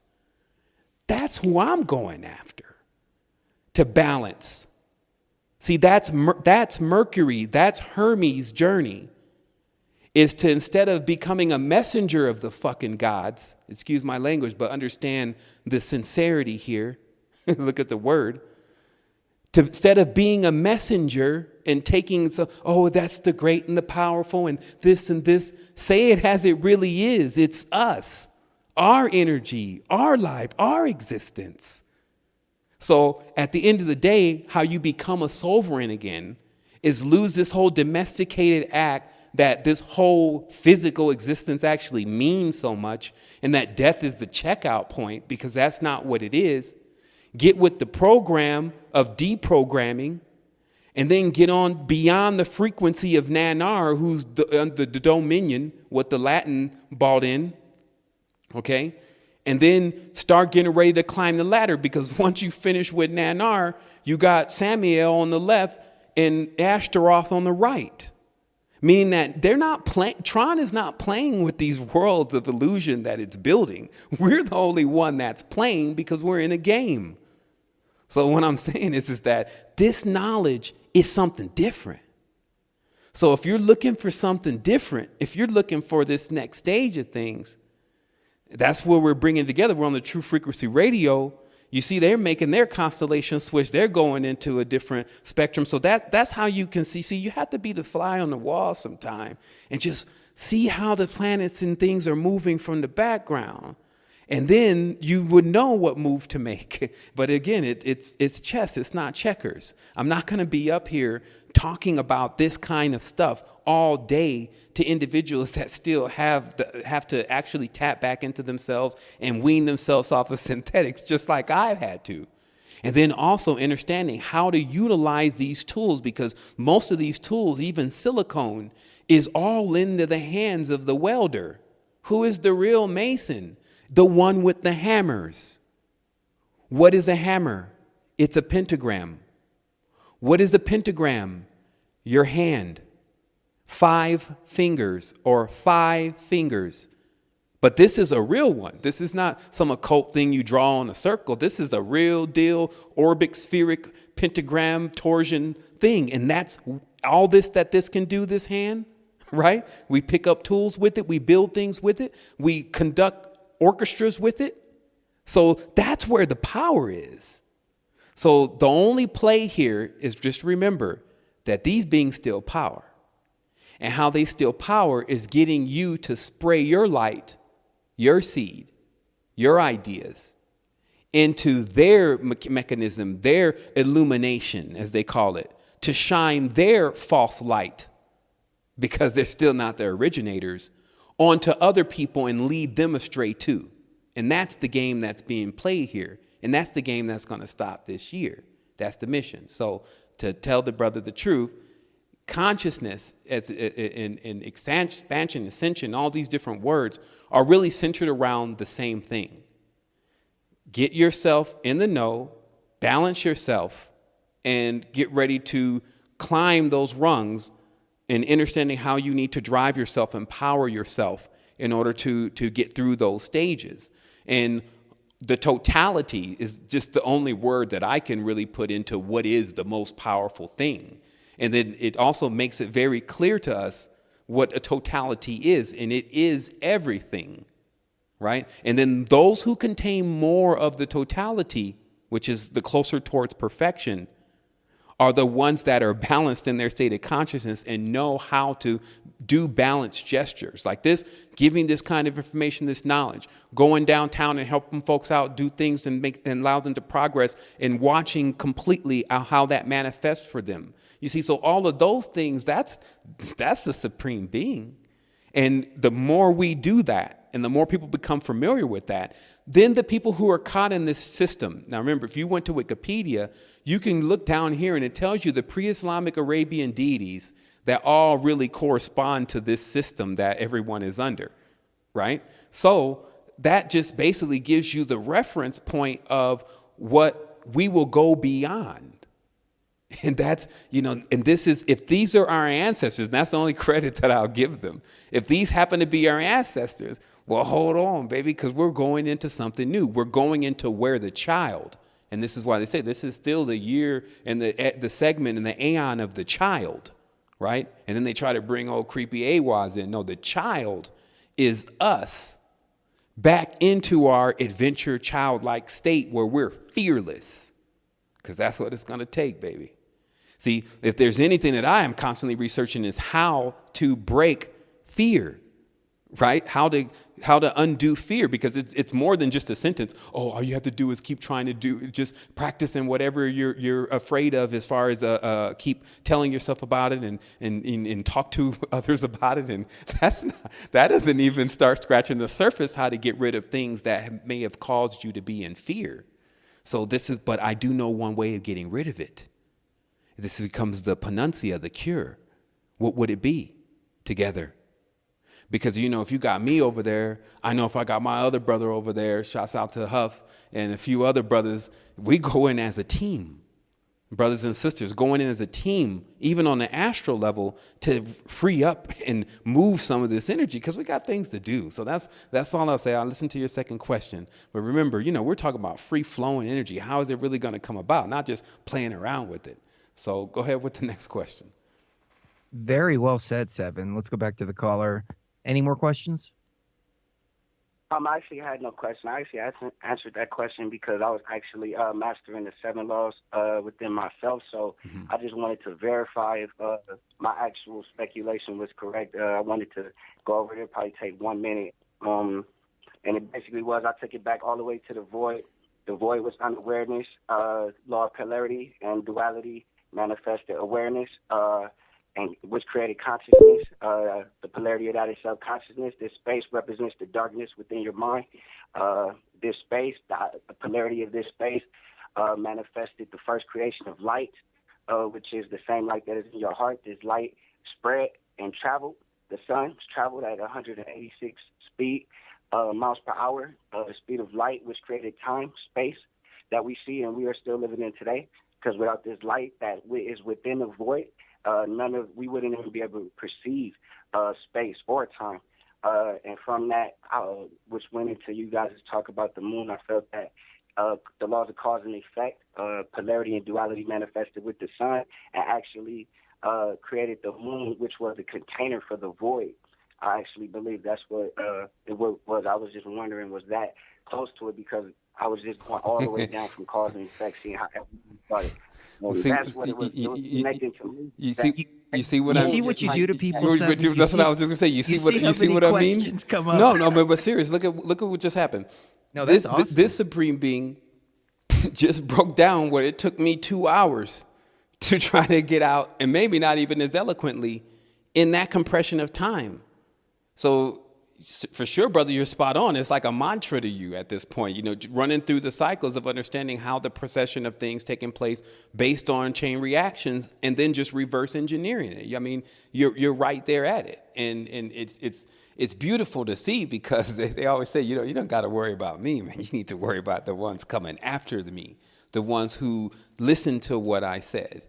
And so this is a statement of just any father figure, and we can use this father and mother figure that has given any information. If that information is true, someone else can take that information from when you don't have as much deprogramming and things still on you, and start to sum it all up, because that's what you really want to do. Because remember, the chakras, you want to collapse all of them. So this means that you want to take a really complex story and make it simple as possible for yourself. So that way, that feeds the Hanuman, it feeds the monkey mind, gives it something to do, because it's now chewing on being solved, or the ring itself.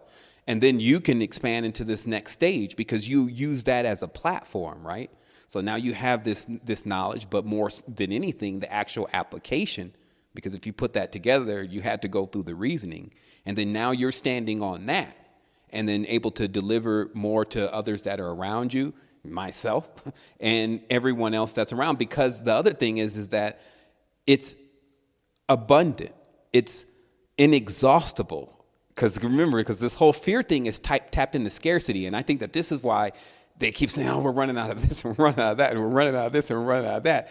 And just a quick sidebar, Chris, I was at the beach just recently, and man, I saw these little fish, and these fish would probably be about 1/2 centimeter, right? And as thick as a half of a centimeter. But they covered the entire ocean, homie. So I'm like, I'm like, man, there's so much life here. we're harnessed. This thing is just all wrong. Is the only reason why we're so bad on resources battle. And you understand magnetics. Love have come forth with these free energy designs and things to show us what's going on. So just the scarcity is basically saying time's running out. It's saying you're about to die. It's saying there's an end. It's saying there's a law. It's saying there's a wall. So this is like the process of thought when the brain is moving in the improper direction. But then when it's turned into its proper direction, which we've actually figured out is is the opposite way that the clock on the wall moves. Okay. Very well said. Sevan, I don't mean to cut you off, but we've got several callers and I want to get to them all. And I want to give you an opportunity to answer them in depth as well. We've got Kevin in Minnesota who's been holding for a while. Kevin, how are you doing, sir? Oh, I'm doing fantastic, and thank you so much, Sevan. It's been fascinating. And excuse me, in the Anishinaabe language, 7 is Nijwaswe, which is 2 plus 1 hand, and Nij is also another word for friend. So you are like the friend that extends the hand to add to it. And thank you for your wisdom this evening. What I wanted to ask you, have you looked into any of the Native Americans of North America and adding to what you've added this evening would be my first question for you. For sure. Well, I'm actually Blackfoot Indian. My grandfather had a reservation number, and it's to my understanding that those Indians came from Madagascar and ended up migrating into that area, and then later on became known as Blackfoot Indians. But what I found to be the most useful information of what I studied, because I haven't looked deeply into the different traditions practiced by each tribe, but I did see an overarching scenario that was very factual, and it was that all of the tribes that became migrants into North America and also into Canada, and even down into Mexico, and even down into the Aztec area, et cetera, in Peru, all of these were the same group of people, really. And first starting off as Dravidians in what we know as Nubia today, but their hair being straight, like what you would see as a Caucasian hair, but their skin being completely dark, as what you would see as a person who's of African descent or melanated descent. So what this means is this means that there was in practice in the tradition mainly the idea that if one went north, that because the planet was set up also like a body, that they would make it to the crown chakra of the planet and then be able to go beyond. And obviously you see that generally the northern hemisphere is more free of troubles than the southern hemispheres, which generally a lot is going on in, right? And that's the same thing with the body. The northern hemisphere is basically gets the chance to eat the food and do all the good stuff, while the lower hemispheres are the ones that have to process all the waste. And so that's, to me, was the major insight of understanding how when the empire, especially places like Angkor Wat, faced their cataclysms, which of course is the Lemurian cataclysm, that the people that were inhabitants of those cultures migrated north in an idea that if they went north that they would be more free of those kind of cataclysms, but still chose to settle in areas like what we see today as North America, Canada, and became later on known as American Indians. And the reason for that was, which was still a joke, more of a racist pun, but that the same people in India are the same people because they contain the same hair. And of course, if you go back and look into the lineages, you find many of these tribes connected with the Brahmic traditions, which of course gives us Abraham in the modern day Christianity, et cetera, et cetera. Right. Well, I would suggest to look into your ancestry of the Blackfoot or the Blackfeet, and if they were part of the Algonquian language tribe, because then it would be the overall Anishinaabe, the Anishinaabe nation. And the Anishinaabe, they called Mother Earth a key, which is interesting if you look into the Sumerian tablets, the Anunnaki, which is also a key, is a term they use for Mother Earth. But the symbolism that you were discussing, excuse me, with the pyramid, if you look at the numbers of 1, 2, 3, 4 going on with the Platonic solids, and you divide the circle when you have one, you have a dot within a circle. 2, you have a line through a circle, which two-dimensionally is an X.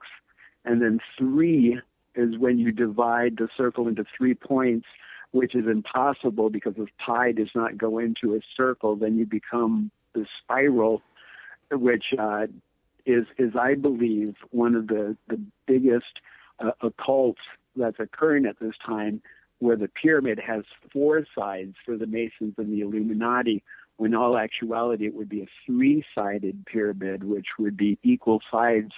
And when you go into the equal-sided, 3-sided pyramid, it opens up a whole new realm of magic with a K. But I love the stuff that you're sharing tonight, and thank you so much, Chris and Sheree. It's an awesome change for the evening for a lot of us. Absolutely. Awesome. Thank you for the call, it has Kevin. been an awesome Yes, and thank you change. for the insight. Yes. Thank you. Let's go to Phoenix, Arizona. What is your name? And I guess just what is your name, because we know where you're calling from. Absolutely. Hi, my name is Esther. Hi. Hi. Welcome to the show. Hi. Thank you so much. I have a question for Sevan. Okay. Go ahead. Sevan, okay, thank you.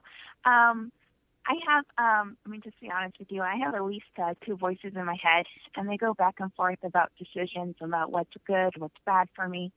And I think that these are the ones that you've called like Abel and Cain and like the monkey mind.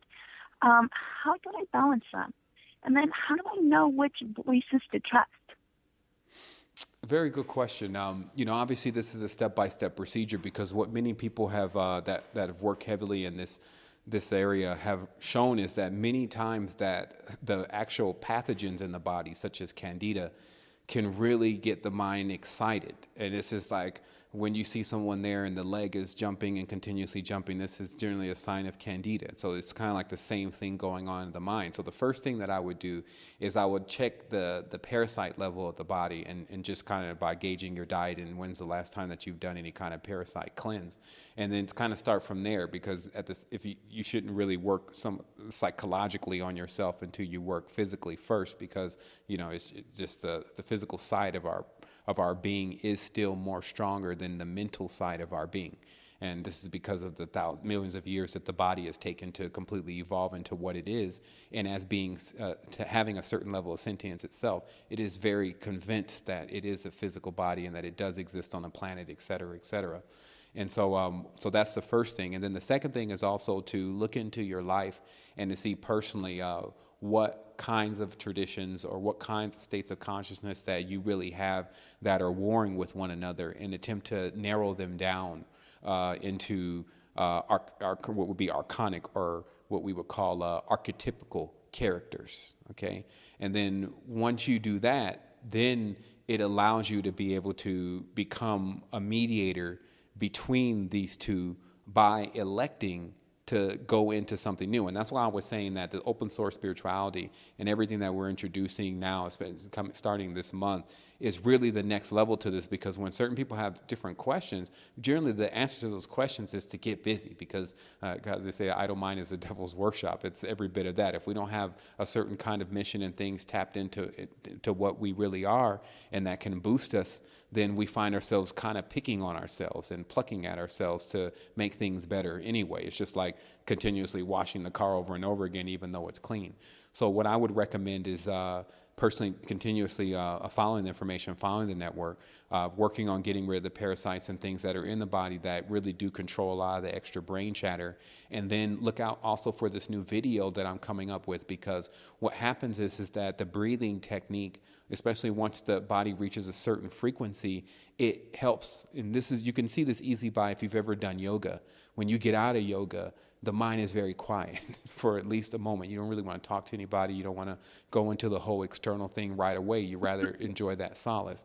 So I would suggest something like that to you also, is not only the breathing, but also to work with something like yoga, because it does challenge the body, gets the body kind of tired, and then it allows you that space in the end to begin to experience your mind when it's quiet. Last but not least, I would also suggest Ayurveda. If you feel like personally that this is something you've been dealing with all your life, even in times where you can say that you had more eating things that weren't as bad for you, but still the same brain chatter, then you have to also get familiar with the space of when there's no chatter. And what I recommend for that is Ayurveda, especially the elements of Gar 35 and Simdi, because they basically allow you to get control over your mind and get more away from somewhat of the ADHD type of personality that has to jump back and forth from one thing to another until they're actually exhausted. Okay, thank you. I did earlier this summer do the whole body cleanse. Okay. Yeah, so... which is fantastic. It almost seemed like a little bit afterwards, it was like it became extremely aggressive after that. And to be completely honest with you again, it's almost like I can't control it very well. Mm-hmm. And this is because as you increase the energetic potential of the body, it needs something to do. Like, still remember that you're in this powerhouse. So if it doesn't feel like it's engaged, even in things physically, then it has no other choice but to spend that energy somewhere else, right? And so what's really important, again, is to work into grounding that energy. And the only way you can do it is physically. And that's why they say on one side there's Tantra and on the other side there's yoga. And this is the two sides of the past. But yoga, again, takes the body through its bending and its tiredness. It's like your workout. Some people can do this by working out. And I tell you that this will really start tapering the mind. And then also, if you have a creativity, this is where you should look at, well, where's the outlet?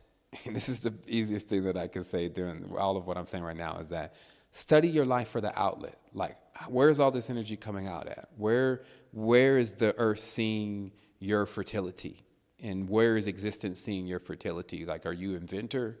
Or do you have something that needs to be completed? This is where the restlessness comes from of the mind, because then it's forced, when it doesn't have these kind of answers, to sum it up, to go back into the wilderness, which is basically what, when, why, where, how, who, what about this, what about that? And then it has no choice but to live there because it's still searching for something.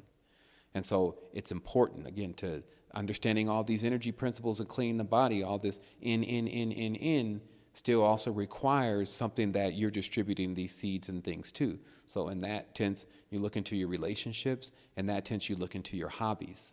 So in those kind of areas, you need to make sure that it becomes a proper conductor for the energy that you're working with. Okay, I'm shaking my head yes, so I'm like, oh yeah, he can't see that. Great questions. Anyway, thank you so much. I listened to all of your interviews over and over again, so I'll be listening to this again very shortly. And I just wanted to say you're not alone. Thank you. Thank you. Thank you. That's and you're great not to alone hear. either. Exactly. Remember that too. Ooh. Yes, let's go to Ontario, Toronto. Toronto, welcome to the show. Hello, I have a question regarding synchronicities and just how not to be burned up by them. Well, I mean, synchronicities versus manifestations is what you would be getting into, because if the manifestation is what is generally causes the burnout effect, and that's of course when manifesting something that it's like instant manifestation, but somewhat of a destructive version. So it's really important to define exactly what you mean by being burnt out by synchronicities by giving me an example. Say there's just so many to name. It's just impossible. Like, it's just a very general sense of how you just know it there. You know it's there, but it's almost too much to take. Yeah, I mean, well, you will find yourself experiencing different degrees of that. So I'll tell you, you do have to buckle in for the long haul, because, of course, when you're just getting into energetic potential, just not even dealing with so much of physical situations that bring about this same kind of energy, but it is literally always like when you come out, it's like, man, I'm not going to be going back in for a while. So there's not something that tends to push you into wanting to continuously keep driving yourself into understanding more and more about this, right? So that's generally the general scope. So and I'm using the same word several times, so I'm going to eliminate it in a little bit, but again, to encompass something completely is the scope. So the next thing is I was thinking of two different things at one time. Just give me a quick moment here. I'm just gathering myself, taking a drink of water. But that's the dualistic nature of our existence. Sometimes it overlaps with each other. That's what I've determined, anyways. But about burnout, I totally can relate to that. Oh yeah, okay. Especially So what I'm doing is I'm constantly getting burned out. But you have to just see the big picture. This is what it is. Excuse me, because I was, like I said, when I see visually and then I have to do it in data, then there's a crash, and that's really what happens. But what it is that it's arousal, okay? So because what happens in this, and that's why I was telling you earlier in the conversation that what you have to install in 2015 is this mission, because the mission is actually the arousal. That's what makes this like it's an adventure. Other than that, the whole thing, it stinks to high hell, and you really just want to check out. So, because that means the reason why there's a piercing into the knowledge is because of fear. And now remember, all the religions and things work like this. So we work on this system for a while. It's a fear-based system. It's even how children are taught even to this day, right? So if you don't do this, it's going to be this going to happen, and it's going to be a lot worse. So this means the reason why the person's carrying on, trying to learn this stuff, trying to cleanse themselves, is because they're in fear that if they don't do that, then when it's the big lineup or when they leave the planet, then things are not going to go well. So then they're running on fire for a while, okay? Because that's what fear is. So they're running on that fire energy. So the next stage, because the fire energy can only take you so far. That's what I was explaining about the external world, which is made of light or fire.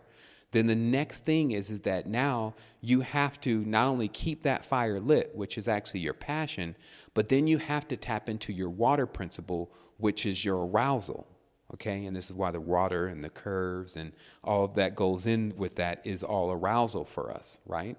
And so then what you're attempting to do, because some people start with the arousal first and then actually get burned out in the arousal and then end up turning to the fear in order to keep themselves going. So remember, it can go from either direction on both people or different types of people.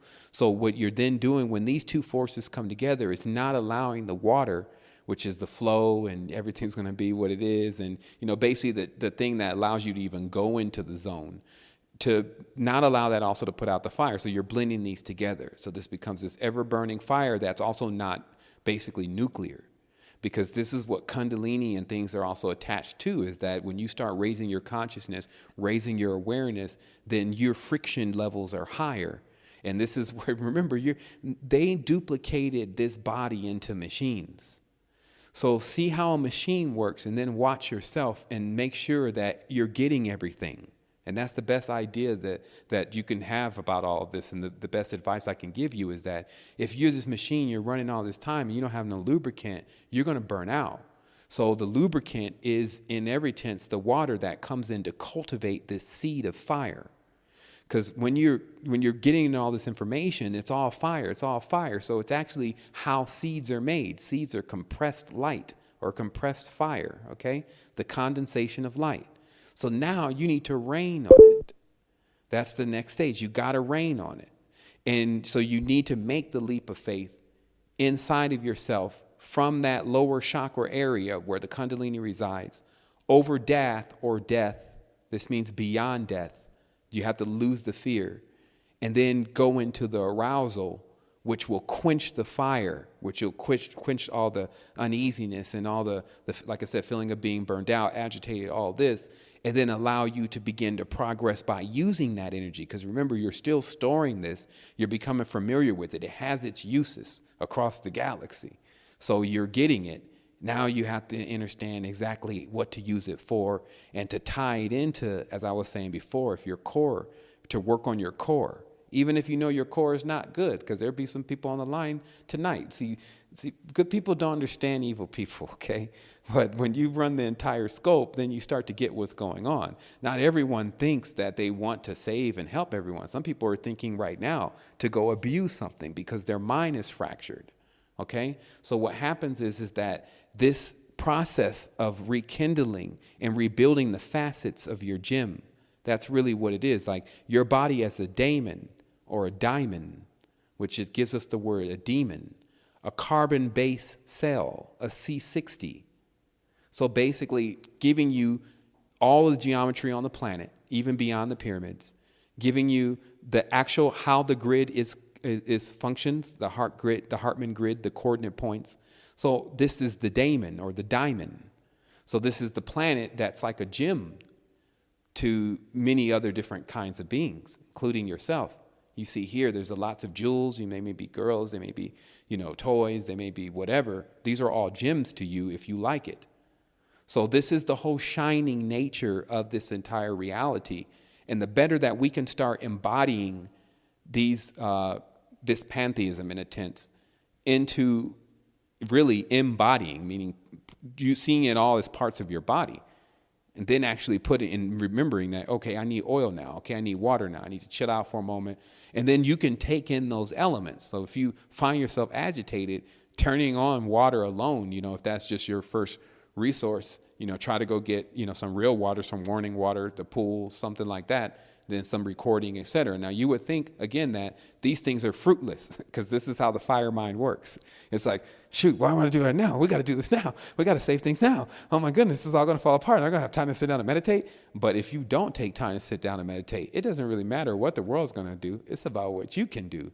Because you could be the person that's trapped right in the whole thing while it's all coming apart just because of all the pressure that you put on yourself with watching it come apart, rather than realizing that it's not necessarily the external world that's coming apart. It's the internal world that's already been torn apart. And then once you can take those two forces and force them back together, make them marry each other, then merge together, then that's when you get into this next stage that you're looking for. And the only reason then, and I'll say this and I'm done, the only reason why you feel agitated, feel burned out, is because that is still your will, like almost like a taser, continuously agitating you to keep going forward because you're so close. That's always says, man, you're so close. You're about to break through, but there's still certain things that you just have to know because there's only one breakthrough. Meaning that once the other realm opens up, you're never the same again after that. So the best thing is to prepare for those moments and to be prepared when it actually occurs. Because now you know how to cross over. You've defeated death. So once you defeat the idea of death, you can imagine what one's infinite life is after that. And the only thing that I'm here to tell you is it's 100% possible. It's a real thing. I wouldn't joke with you about it. I just as soon as drag Ferraris across the desert and throw thousands of dollars in the air if it wasn't true. You see what I mean? So I'm just a person as an example to come to you and tell you it's a real thing. It's beyond comic books. It's beyond some of the deepest stories, the Ingle Swan, whatever, going into other worlds where there's other entities that live there. All of that is all a real thing. And I see personally that there's many of us on this planet, especially the young men and women, that unless they get that, they don't want to really hear anything else. So it's great that they're agitated right now because they're about to get that and they're going to know that they've received it. So if you were complacent right now and just cool about the whole thing, this would be the wrong time to be like that because it's pushing you into understanding more about it and actually experiencing it.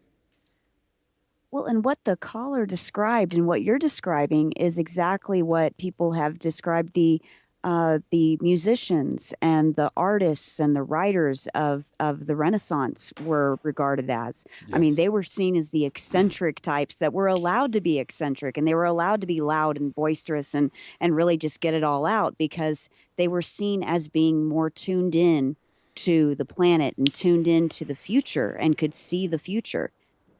Very well said. I don't mean to cut in, but we have about 13 minutes left, and I want to get to at least two more callers. Absolutely. Okay, so that's it. So let's go to So there it is. So when the New York, area code 347. How are you doing? I'm great. How are you? Good. Welcome to the show. You're on with Sevan. Sevan, this is Creo Beverly from the Bronx. We talked a few days ago. Man, you are phenomenal, bro. I've been listening to you for a month straight. You have I don't know what it is about Libras in my life, but things have always been clear for me. But by me not having a support system and people that think like I do, it's like I'm alone in my sorrows. Mm-hmm. And I've studied a lot of different things, different religions and different faiths and stuff, and I've come to the realization that all is self, and somebody has got to jump on us and basically externalize our greatness and our inner power, and gave us a belief system that made everybody a scapegoat who didn't apply or didn't agree with the way we live. And the devil made me do it, or God is my co-pilot, not never taking the helm of our own ship and navigating through this whole thing. And yes, I just wanted to tell you, man, thank you. Your emails have been an inspiration to me. The website is highly informative. I even have my 17-year-old friend who's trying to grasp the information. He's doing the best. We are doing the best we can. And I just got off the phone with him, and he's like me. He's a Libra. Well, he's born on the 28th, but he's the only one in his family. He feels like me. I'm the only one in my family who gets it. And it's like, wow, a 38-year-old and a 17-year-old have something in common. And it's not the girl walking down the street or the hottest song on the radio or the newest pair of sneakers, you know what I'm saying, or the newest video game. It's actually the joy of life. It's two worlds coming together and learning that the words that they create with each other can be harmonious and not so distant. Even though I'm in New York, he's in Alabama, that's just space. And space in between two worlds is just that. It's just between. It's not really a veil or anything like that. And man, my art has changed in a month. My thinking has changed. I feel better about wanting to get this information across. I mean, I'm at the job site telling people, you got to go inside, man. It's the innerverse. It's the understanding. You got to have that understanding within, man. You can't externalize the greatness of yourself and then expect for it to recognize you. And man, thank you, man. Man, you're more than welcome, brother. Obviously, I feel you more than I hear you in every tense, and so that's also allowing me to receive the entire thing rather than limited into the words, man. But where I'm at. I'm here with you. And this is something rare, though, I would say, because to keep pioneering it does take that drive, and it takes, to get through the weariness. So I definitely want to, and get beyond that. And then, it's like running. Once you get to a certain point, you feel like you could just keep running forever. That's the sluggish strength. So I wanted to say thank you for definitely calling in and sending out those vibes. And, it's just, at this point for me, if my ability to stay on point with this is indeed connected to the individuals that I know that are listening to this message all the time and listening to what I'm saying. So I do take that as a responsibility and with respect to make sure that every time that I get on here that I'm becoming more accurate and more precise as possible at delivering this, what is clearly sacred work. I mean, that it's always been that way. This is about the temple that's not built by man's hands, right? So this means that when you go in it like a surgeon, you can't have your hands all dirty and your gloves off. So the best that I can do is really what I have for you now.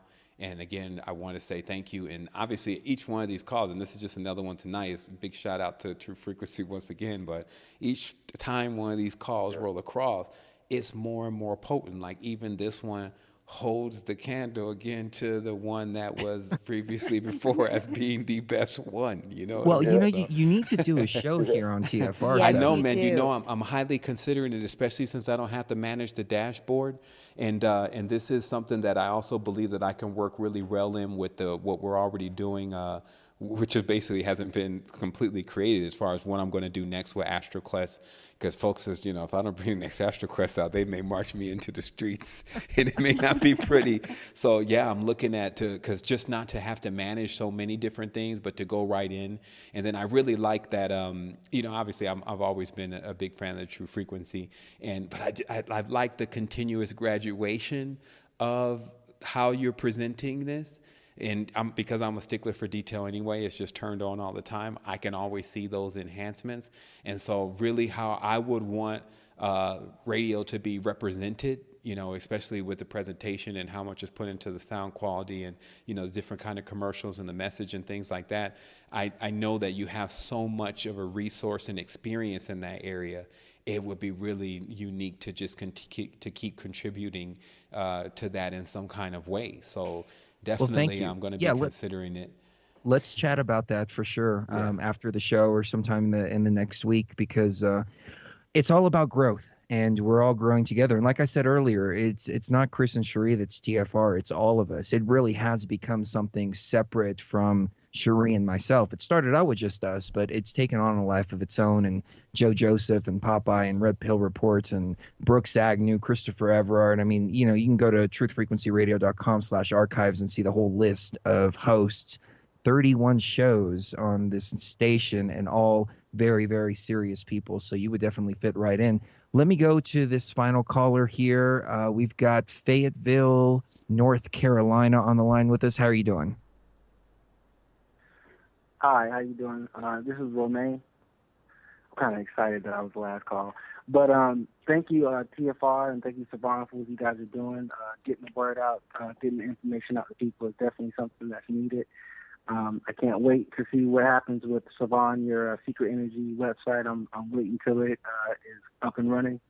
But I had a question for Sevan, and so what I'm doing is I try to get really deep into my meditation, and what I'm having a problem is that when I start feeling that I'm wanting to go deeper or I desire to go deeper, then I snap back out of it and I lose the whole thing, and I can't go back into the meditation. It's like gone for me, and I just feel like kind of like tingling sensation or like a vibrating sensation, and it's over. So do you have any kind of words for that, or for sure, how I can get past that? Yeah, it's very simple. One can really push past that within breathing.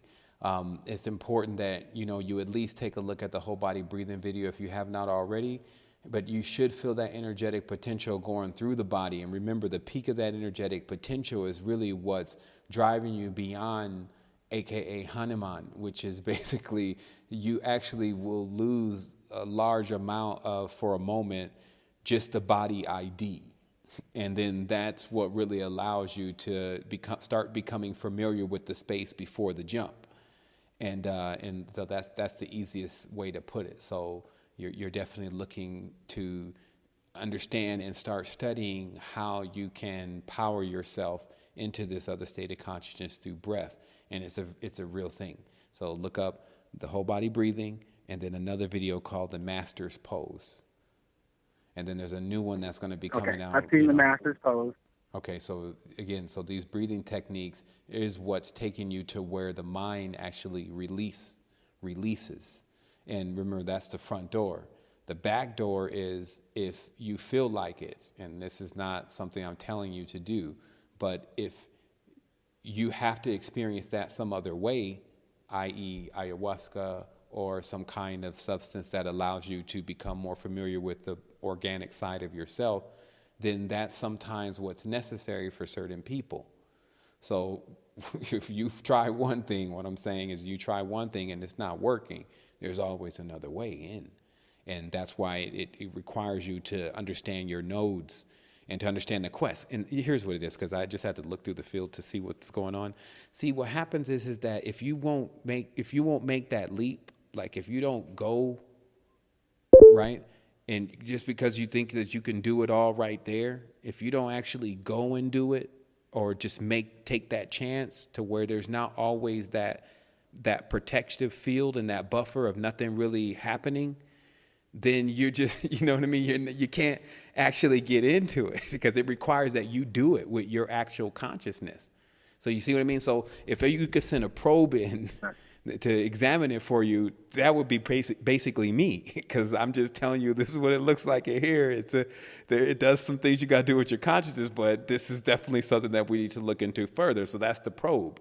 So the next thing is that you actually have to keep pressing forward with figuring out how you're going to actually really go in there by the bona fide ways that have already been discovered to get in there, aka the back door.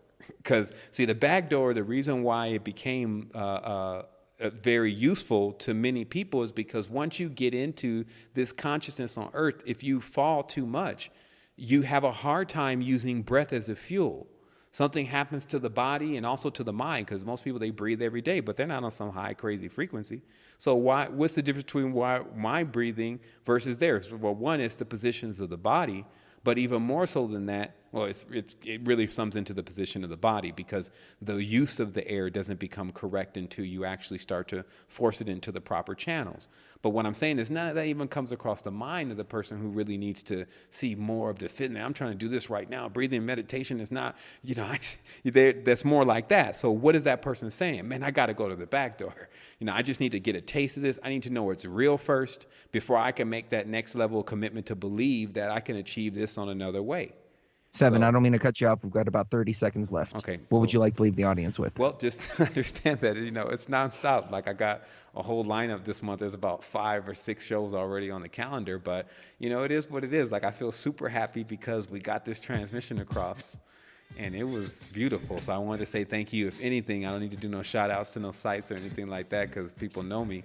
But big shout out to Chris and Cherie for making it happen, baby. I appreciate it. Thank you for your time this evening, Thank Sevan. It you has been very amazing much. and a great way to kick off the new or old format. I think we've come full circle now. Yeah. That's We what have to it go is. through It's a circuit. the GCN stuff to get back to where we are. Kiss the one you love right now. You never know the last time is going to be. We'll see you tomorrow night, 7 o'clock Pacific time, right here on truthfrequencyradio.com. Love you guys. We'll see you tomorrow night. No peace to cease the police to show peace, unleash beef, no release peace. Underneath the beast that lies dormant, forced to use force, forced to use caution.